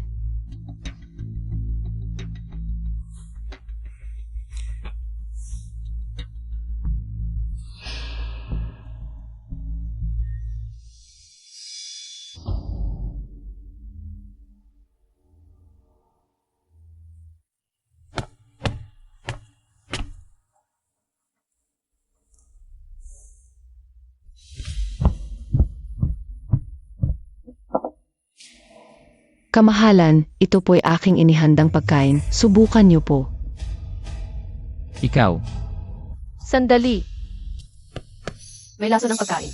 Angahas, nagsisinungaling ka sa akin. Pagsisinungaling. Hari, nakita ko mismo ang paglalagay niya ng lason. Hari, nakita kong mahirap ang pag-aaral mo. Kaya ako mismo ang nagluto nitong ulam. Hindi ko inaasahang isusumbong niya ako. Ipinapakiusap ko sa'yo, Hari, na ipagtanggol ako. Kung totoo o hindi, masusuri sa pagsubok. Hari, maniwala ka sa akin. Kung walang lason sa ulam na ito, kaya mo bang tikman? Para ito sa'yo. Hari, bakit ko pa kakainin? Malinaw na takot ka kung hindi mo kakainin. Darating na ang magagamot, masusuri sa pagsubok. Huwag, huwag. Hari, alang lason sa ulam na ito. Maniwala ka sa akin. Kailangan mo bang gawing malaking issue ito? Patuloy kang nagpupumilit. Ano ba talaga ang layunin mo? Kung hindi ka naglagay ng lason, Bakit ka takot? Dumating na ang manggagamot. Nakikipagkita ako sa ika-4 na hari. manggagamot Liu. Suriin ang lason. Sinasabi kong huwag suriin. Malinaw na takot ka, bakit hindi mo aminin? Ganito ka pala sa akin. Maraming beses mo nang sinubukang saktan ang ika-4 na hari, hindi kita papayagan. Hari, Yelan. Pakawalan siya. Maraming beses nang sinubukang saktan ang ika-4 na hari, bakit mo siya pakakawalan? itinuring kita bilang kapatid na babae. Ganito ka pala sa akin. Wala akong ganoong masamang kapatid na babae, manggagamot Liu. Suriin ang lason.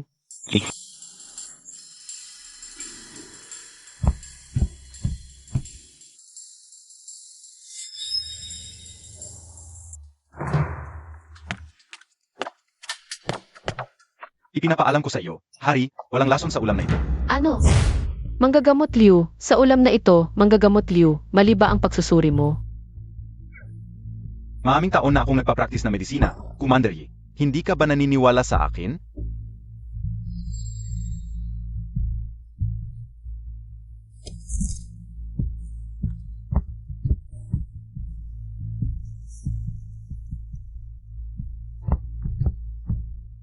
Ipinapakiusap ko sa ika-4 na hari na magbigay ng hatol. Alam ko na, umalis ka na. Ito. Paano ito nangyari? Nakita ko mismo ang paglalagay niya ng lason. Commander Yi, ito ba ang sinasabi mo? Ito ay asin. Ngayong araw pagkatapos kong magluto, napansin kong nakalimutan kong ilagay. Hindi ko inaasahang gagamitin mo ito para isumbong ako. Hari, kailangan mong ipagtanggol ako. Tama na. Lahat ay isang pagkakamali, itong bagay ay tapos na dito. Itinuring kita bilang kapatid na babae. Ganito ka pala sa akin. Kung malaman ito ng mga tao, paano na lang ako? Ako na mismo ang tatanggap ng 80 palo bilang paghingi ng tawad. Yelan.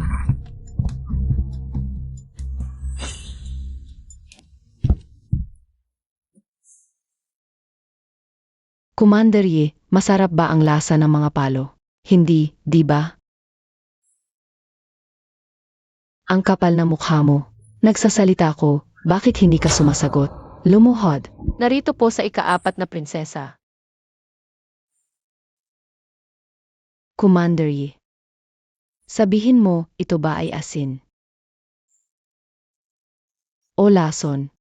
Kung saktan mo ang ika-4 na prinsipe, papatayin kita.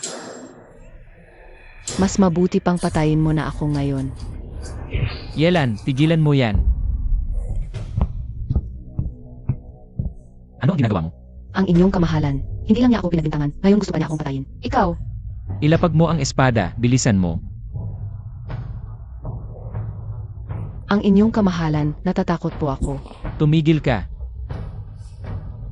Ikaw, humingi ka ng tawad kay Xiao Xiao, ngayon din. Ako ang hihingi ng tawad sa kanya? Ang ama kong hari ay nag-utos sa iyo na protektahan ako. Hindi para maggulo ka sa aking palasyo. Ano ang sinabi mo? Ayokong ulitin. Ngayon din, humingi ka ng tawad kay Xiao Xiao, kung hindi. Papaalisin kita sa utos ng aking ama. Dahil sa kanya, paalisin mo ako. Ngayon ay lumalaban ka na sa akin. Ang lakas ng loob mo. Ano ang sinasabi mo? Hindi mo talaga naiintindihan. Kung sino ang tunay na nagmamahal sa iyo. Malinaw na nakikita ko, ikaw. Ang nakatutok ng espada kay Xiao Xiao. Eh bakit mo hindi itanong kung bakit ko siya tinutukan? Hindi ko na kailangan malaman. Ang mahalaga, ikaw ang may hawak ng espada. Mali ka sa pagtutok kay Xiao Xiao. Kaya ngayon din, humingi ka ng tawad kay Xiao Xiao. Sige na, ang inyong kamahalan. Kung ayaw ng ate, hayaan mo na. Wala naman akong nasaktan, patawarin na lang natin siya ngayon. Hindi ko kailangan ang pagpapatawad mo. Tumigil ka. Sinong nag-utos sa iyong umalis? Mga tauhan. Hatakin niyo siya at bigyan ng 30 palo. Ang inyong kamahalan, patawarin ni Miss Mandri. Nakakuha na siya ng napalo mula sa hukbo. Sumuway siya sa akin, di ba't paglaban yon? Ang inyong kamahalan. Ito ay utos. Opo. Ako na ang bahala.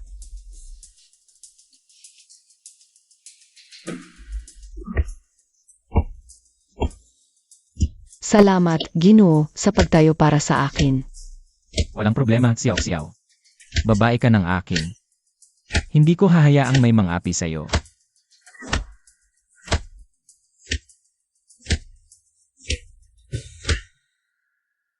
Totoo ba? Si Litsinghi. Pinatalsik talaga si Yelan? Tiyak. At hindi lang iyon, hinampas pa siya. Ni Yalan ng 30 beses. Sa tingin ko, si Yalan. Hindi na babalik. Alam kong hindi ka magpapabigo.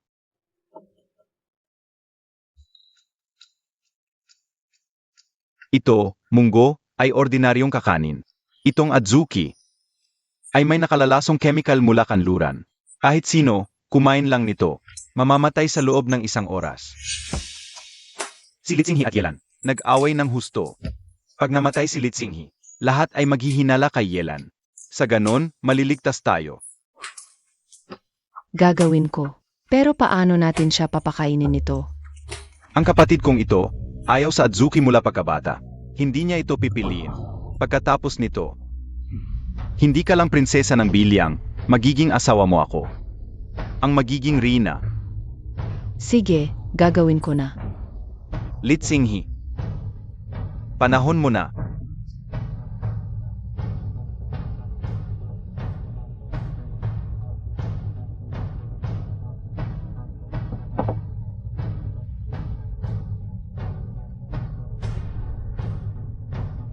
Prinsesa Son, hinahanap ka ni Rinang Song para sa mahalagang usapin. Sige, alam ko na.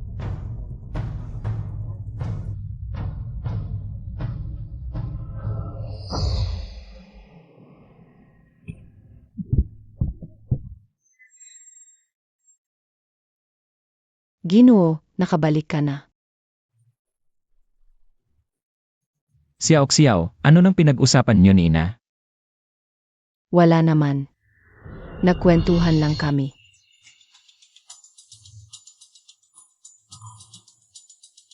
Xiao Xiao. Napagod ka. Ginoo, anong nangyari sa iyo? Medyo nahihilo. At mahina ang pakiramdam. Samahan mo na lang akong umuwi at magpahinga. Sage.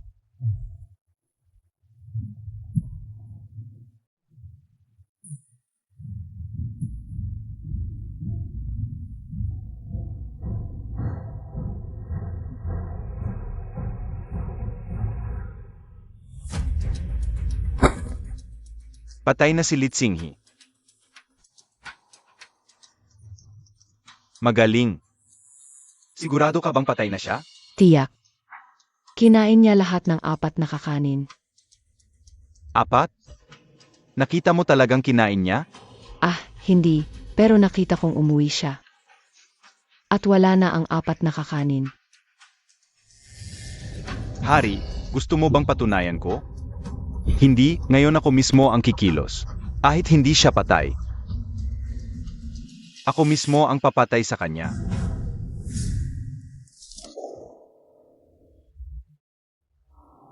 Li Tsinghi. Hindi mo ako kayang talunin. Naloko tayo. Umalis na tayo. Anong nangyari? Bakit ang bilis-bilis? Li Tsinghi, Li Tsingki. Ikaw, Suel, hindi ka nagsisisi at naglakas loob ka pang gumawa ng ganitong malaking kasalanan. Ama, nagkamali lang po ang anak mo. Patawarin mo na po ako. May mukha ka pa ring humingi ng tawad? Ikaw na tagapagmana, naglakas loob kang patayin ang sarili mong kapatid. Anong parusa ang naraapat sa'yo?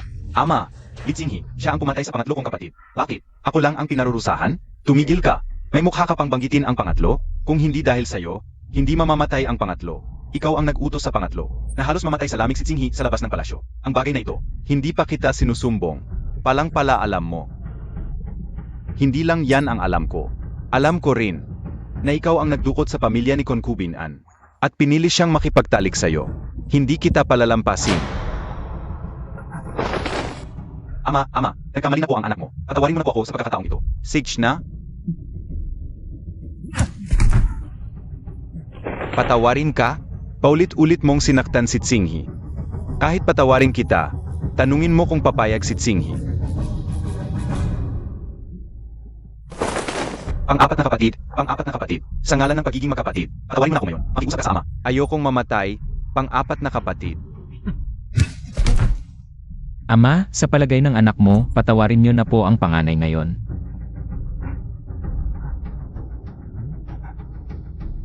Tsinghi, talaga bang pinatawad mo na siya? Hindi po pinatawad ng anak. Naisip ko lang, dahil magkapatid tayo, ayoko ring madumihan ang kamay ng ama. Ng dugo ng sarili niyang anak. Di ba? Sage na. Dahil humiling si Tsinghi para sa'yo. Ipagkakaloob ko ang buhay mo. Pwede kang mabuhay, pero may kaparusahan pa rin. Ako, agad na tatanggalin ang titulo mo bilang tagapagmana at bababa ka sa karaniwang tao. Habang buhay kang hindi papasok sa palasyo. Ilabas siya. Ama. Nagkamali na po talaga ako. Ama. Nagkamali na po ang anak mo. Patawarin mo na po ako, Hari. Pinilit ako ng tagapagmana. Patawarin mo na po ako, Hari. Hari, nagkamali lang po ang anak ko. Singhe. Patawarin mo na siya, Singhe. Dahil naging mag-asawa tayo, patawarin mo na ako, Singhe.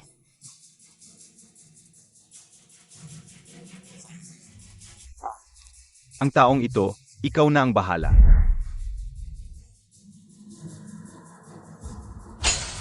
Singhe. Sino ba talaga? Singhe. Ako si Xiao Xiao, hindi mo ba ako kilala? Huling pagkakataon na ito. Ako talaga si Xiao Xiao Singhe. Xiao Xiao. Li Singhe, ang lupit mo naman. Bakit mo pinatay ang anak ko? Kung siya talaga ang tunay na Xiao Xiao, hindi ko siya papatayin. Ano ibig mong sabihin? Ang tunay na Xiao Xiao. May marka sa likod ng leg, mayroon ba siya?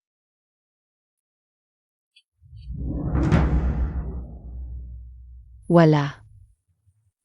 Nasaan na ang aking Xiao Xiao? Ang iyong Xiao Xiao, baka. Wala na.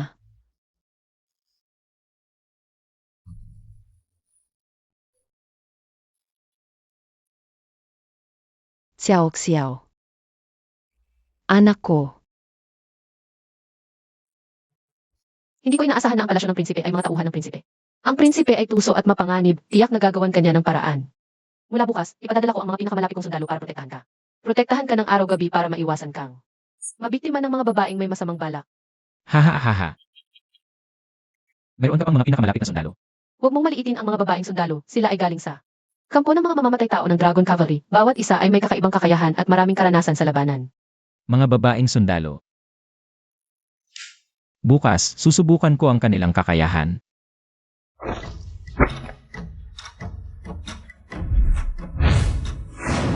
Dahil sila ay mga pinakamalapit na sundalo, kailangan ko kayong sumailalim sa espesyal na pagsasanay. Una, tingnan niyo ang inyong mga baluti, napakabigat, tiyak na makakaapekto sa labanan, di ba? Kaya, espesyal akong naghanda ng isang hanay ng uniforme sa labanan na aking dinisenyo para sa inyo. Lahat tanggalin ang inyong mga baluti. Hahaha, ito ang inihandang uniforme sa labanan para sa inyo, hindi lamang magaan at maganda ang hangin. Kundi maganda rin ang pag-unat, ang pinakamahalaga. Sa pagtakbo, mababawasan ang paglaban, haha. Sige, simulan na natin ang pagsasanay. Simulan.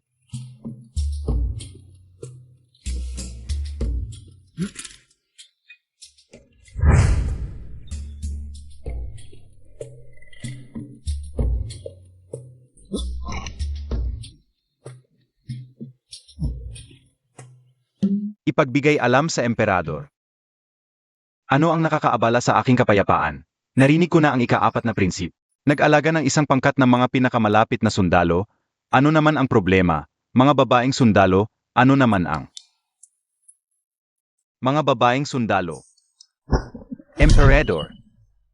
Bilis. Bilis, suportahan mo ako para makita ko. Dumating ang emperador. Binabati kita, Ama.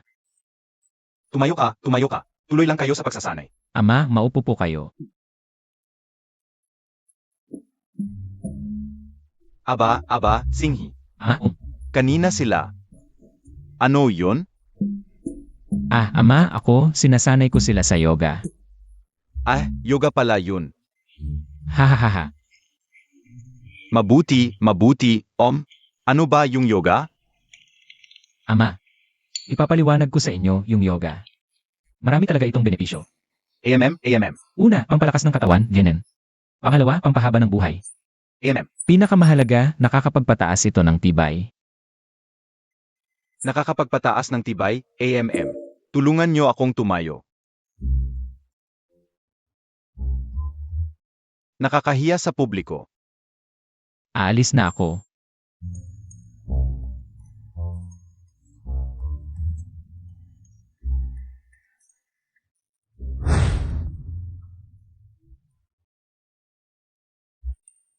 Emperador.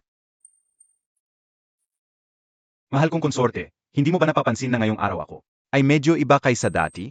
Masyadong mabilis, hindi pa ako nakahiga ng maayos, baka naman. Mas dama ko pa ng hasto. Sa susunod na lang, itong tsinghi na ito. Ang lakas ng loob na lokohin ako. Emperador, ingatan po ninyo ang katawan, Emperador. Aba, itong yoga ay talagang walang silbi. Mahal na hari, baka naman. Dahil iba ang uniforme ng mga babaeng sundalo, kaya iba rin ang epekto ng pagsasanay. Ay naiiba rin? Tama, problema sa damit yan. Maganda naman ang posisyong ito, pero sa tingin ko, kulang ka sa core. Pag itinayo mo ang binti mo, dapat bahagyang yuko ang ibabang binti, di ba? Para sa balance, kailangan ng mas maraming pagsasanay. Mabuti. Tsinghi, Ama, hahaha. ano yung suot nila? Haha, Ama, ito ay tinatawag na yoga suit. Hindi lang nito nahuhubog ang perpektong kurba, ang pinakamahalaga. Madali itong tanggalin.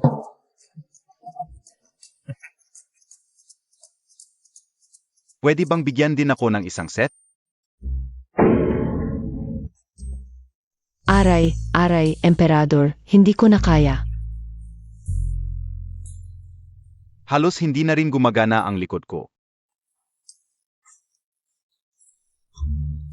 Lakasan mo pa, mahal na hari. Konti na lang, mahal na hari. Mahal na hari. Sa mga araw na ito ng pagsasanay sa tingin ko, ang inyong pisikal na kondisyon ay nagbago na, bawat isa ay naging mas malakas. Ngayon, simulan na natin ang pinakamahalagang bahagi, ang pagsasanay sa tunay na laban. Hoy, kayong lahat! Hahaha, hindi nyo inaasahan, di ba? Sa totoo lang. Sa tunay na laban, madalas natin makakaharap ang ganitong uri ng pagkakandado. Panoorin nyo kung paano ko ito bubuksan. Lanan. Ayaw mong magsanay? Tama na, hindi na ako lalaban. Lanan. Hindi ba't kaya mong lumaban? Sige, lumaban ka. Hahaha. Ahahaha.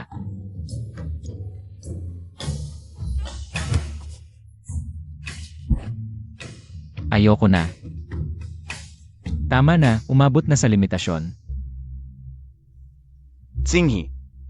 Sa loob lamang ng 3 araw, nakapag-ipon ka ng pundo para sa sakuna, nagbukas ng kanal, at inalis mo ang isang malaking panganib para sa akin. Hindi ko na alam kung paano kita pagbibigyan. Ama, hindi ko kailangan ng anumang gantimpala. Ito lang. Mayroon akong maliit na kahilingan. Maliit na kahilingan? Sabihin mo. Nais kong pahintulutan niyo ako, Ama. Napakasalan si Yelan bilang asawa.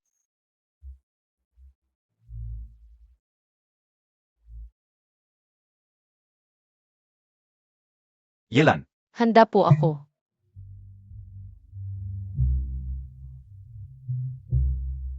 Yelan, ikaw sa pagkakataong ito. Dahil sa iyong pagtatanggol sa ika-4 na prinsip, itinatalaga kita bilang komandante ng kawal ng mga ngabayo. At pinahihintulutan kita. Napakasalan si Tsinghi. Salamat po, mahal na hari. Salamat po, Ama. Huwag kayong magpasalamat sa akin. Yelan. Sa hinaharap, alagaan mong mabuti si Tsinghi. Nga pala, magkaanak kaagad kayo ng apo para sa akin. Handa po ako. Handa po ako. Mabuti. Paalam na po, Ama.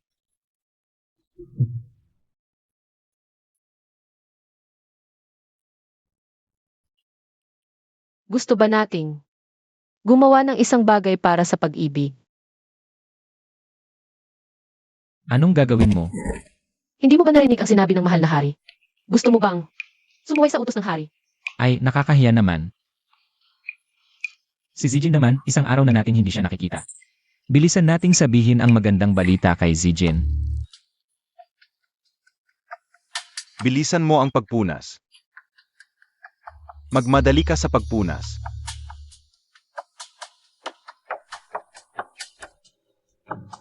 Bilisan mo ang pagpunas. Bilisan mo ang pagpunas. Paborito ng ika-4 mong kuya ang mga dalandan. Kapag natapos mo ng punasan ang lugar na ito, ibibigay ko sa iyo ang dalandang ito. Sige, dapat tuparin mo ang pangako mo. Ang saap. Sobrang tamis. Ito'y nakuha ko mula sa sahig, hindi ito pagnanakaw, di ba? Ang kuya ay tanga, ang kapatid na babae ay magnanakaw. Tingnan nyo, papatayin ko kayo. Pinagnanakawan ninyo ako. Huwag niyo akong saktan, kuya. Natapos ko ng punasan ang mesa. Maaari mo bang ibigay ang dalandan? Sa akin?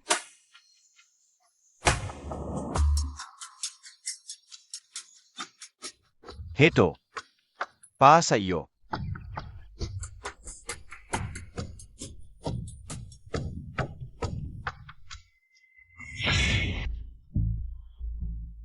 Ikaw na walang kwentang prinsip, kailan ka pa nakabalik? Natakot kami. Mag-ingat ka. Ikaw na bating na aso. Paano ka nakikipag-usap sa prinsipe? Ikaw na babae, paano mo ako hinahamak? Ako, ay tao ni His Highness ang Crown Prince. Lahat ng nanakit sa kapatid kong babae sa loob ng 5 taon, dapat mamatay. Ikaw. Mabuti, ngayon umaasa ka sa suporta ng babaeng ito. At naglakas loob kang magpakita ng kawalang-galang sa Crown Prince. Tiyak na isusumbong ko ito sa Crown Prince. At ipapatay ka ni His Highness the Crown Prince. Mas mabuti para sa iyo. Nalumuhod at dilaan ang sapatos ko. Pag-isipan ko. Kung palalayasin kita. Naglakas loob ka pang hindi pansinin ako. Ngayon, ako ay magtuturo sa iyo ng leksyon.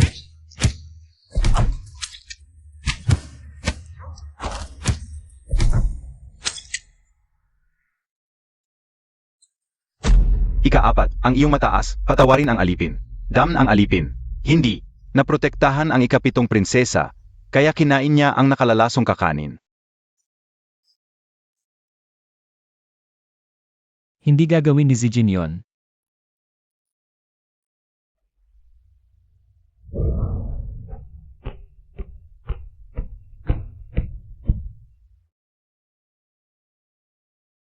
Ang sarap kung makakain ko lahat ito. Tiyak na hindi ako pagagalitan ng ika-4 kong kuya.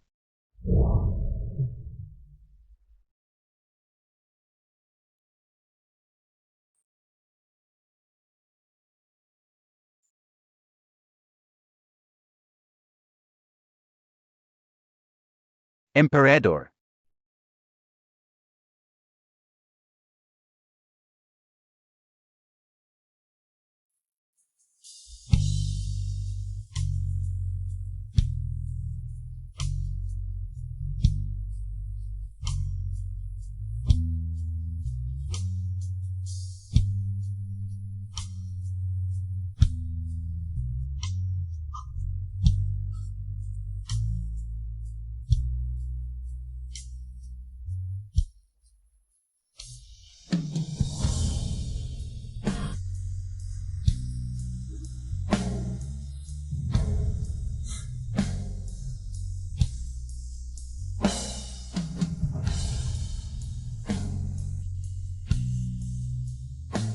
Lexingki. Kukunin ko ang buhay mo. Kumilos na, Your Highness the Crown Prince. Akala mo ba ayaw ko? Gusto kong sumugod agad sa palasyo. At balatan si Litsinghi hanggang buto. Kung mag-utos lamang ang Crown Prince, ang aking 4,000 bilyang troops ay tiyak na sasakop sa palasyo. Your Highness the Crown Prince, namatay ang ikapitong prinsesa. Ano? Paano namatay si Zijin? Kumain siya na nakalalasong kakanin. Ngayon, inutusan na ng emperador na hulihin ang salarin sa buong lungsod. Ano?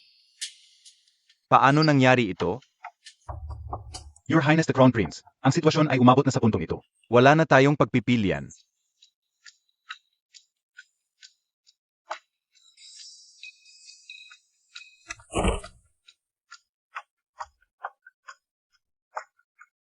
Kung ganon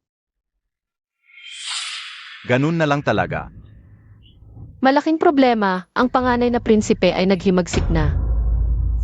Nakapasok na ang panganay na prinsipe at General Son sa palasyo. Hinahawakan na nila ang emperador at hinihiling na makipagkita ka sa kanya. Tamang-tama ang pagdating. Kailangan mong mag-ingat. Matagal ka nang pinapansin ng panganay na prinsipe at sa pagkakataong ito, tiyak na papatayin ka niya. Anumang halaga ang ibayad ko. Papatayin ko siya para maghiganti kay Zijin. Anak, ang ating relasyon bilang ama at anak, dahil lang sa posisyon ng tagapagmana, maghihimagsik ka na? Ako ang panganay na prinsip. Dapat sa akin ang posisyon ng tagapagmana, pero naniwala ka sa walang kwentang si Litsinghi, at inalis mo ang aking posisyon dahil lang sa maliit na bagay. Nasaan si Litsinghi? Papasukin mo siya para makipagkita sa akin. Tumigil ka.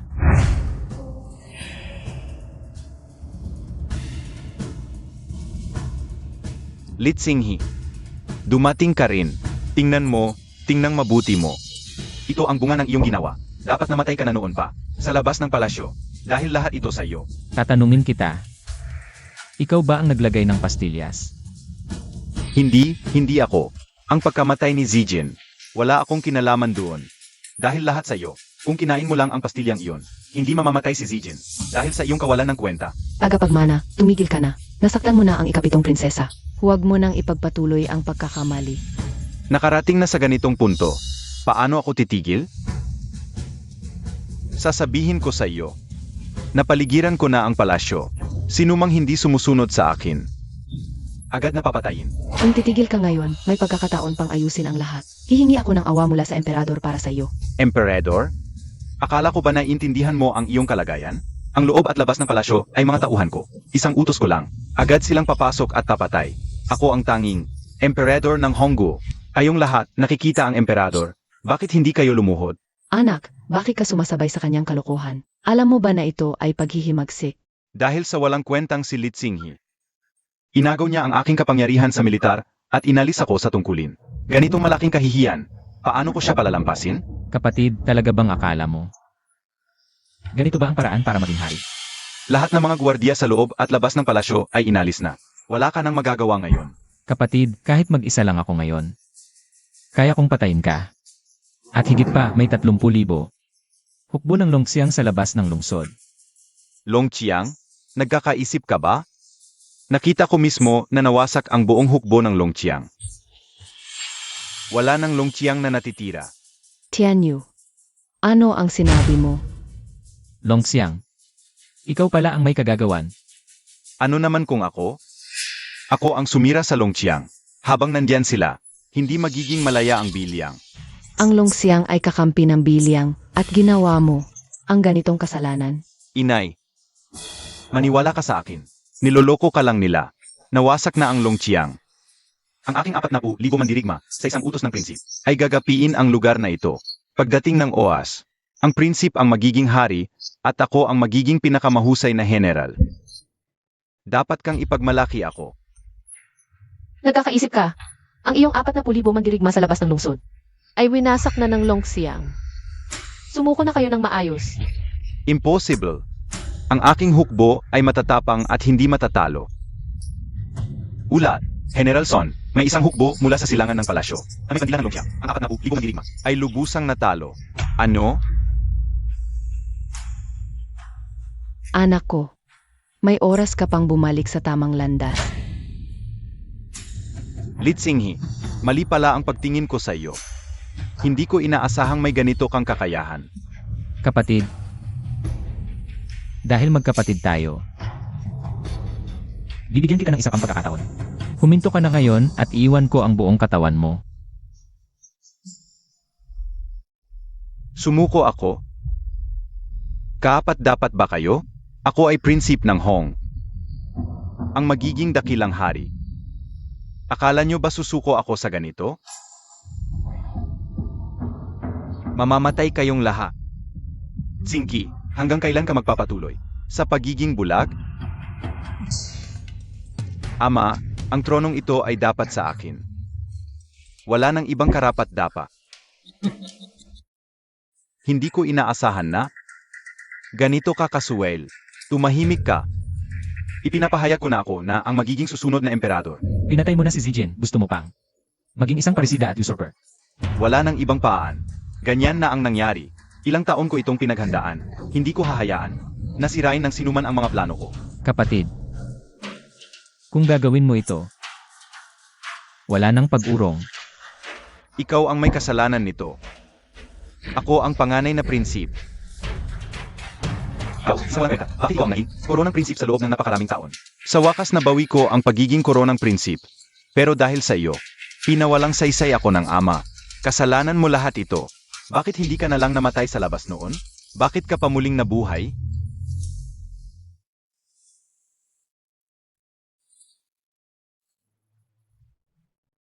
Kung ako ang simula ng lahat, patayin mo na ako. Pakawalan mo ang amang emperador. Ang pagpatay sa iyo ay napakadali para sa iyo. Pakawalan mo siya, ako ang magiging bihag mo. Huwag mo akong lokohin. Alam kong malakas ka sa martial arts. Hindi kita kayang talunin. Hindi lang ang pagiging koronang prinsipe ang ninakaw mo sa akin. Kinuha mo pa ang babaeng mahal ko. Ngayon, papapanoorin kita kung paano ako aakyat sa tronong ito. Ngayon na, ipagbunyi na ako bilang ang tunay na emperador. Kung hindi, papatayin kita. Bilisan mo. Sige.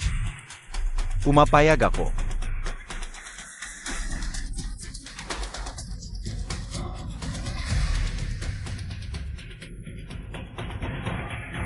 Ako na ngayon ang bagong emperador ng Hongguo.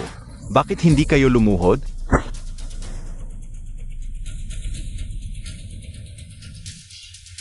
Lumuhod kayo. Kung hindi, papatayin ko siya.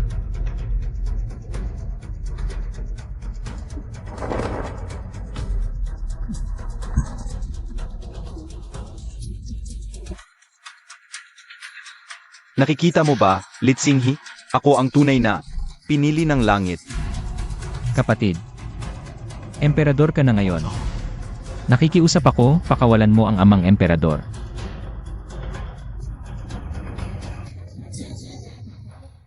Narinig mo ba ang sinabi niya? Nakikiusap siya sa akin. Napakawalan siya. Pwede.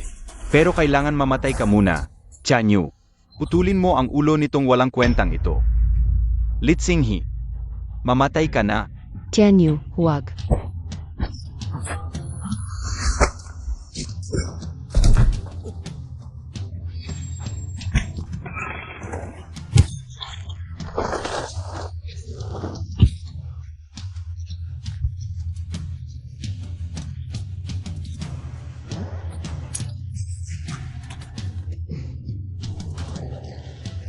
Tianyu.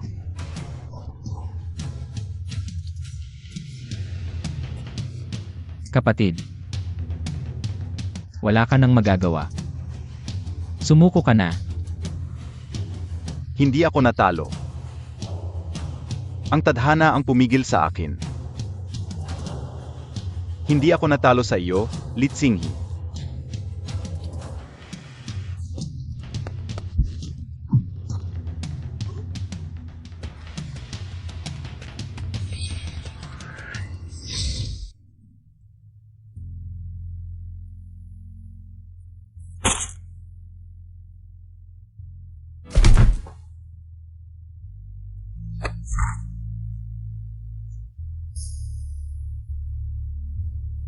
Sunod. Ikaw na ang susunod.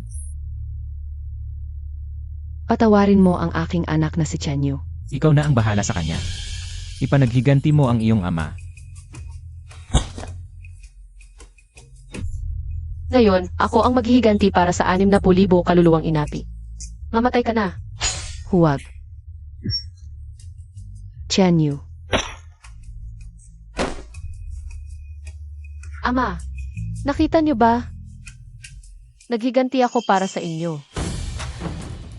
Sa kapangyarihan ng langit, ipinahahayag ng emperador.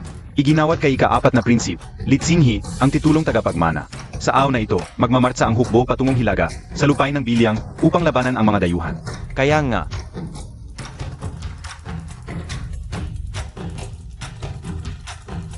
Sa pagmamahal ng aking ama at suporta ng lahat, hindi ko kayo bibigin.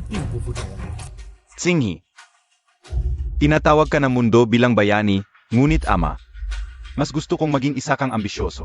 Ang mga bayani ay madaling maawa, kaya't maikli ang buhay. Upang magtagumpay, kailangang maging walang awa, isang ambisyoso, isang bayani, isang kontrabida. Salamat, ama. Seks na.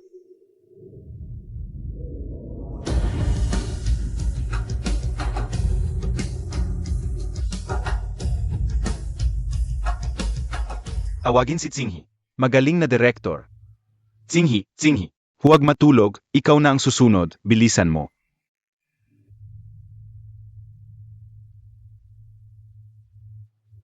Li Xinghe, ukunin ko ang buhay mo.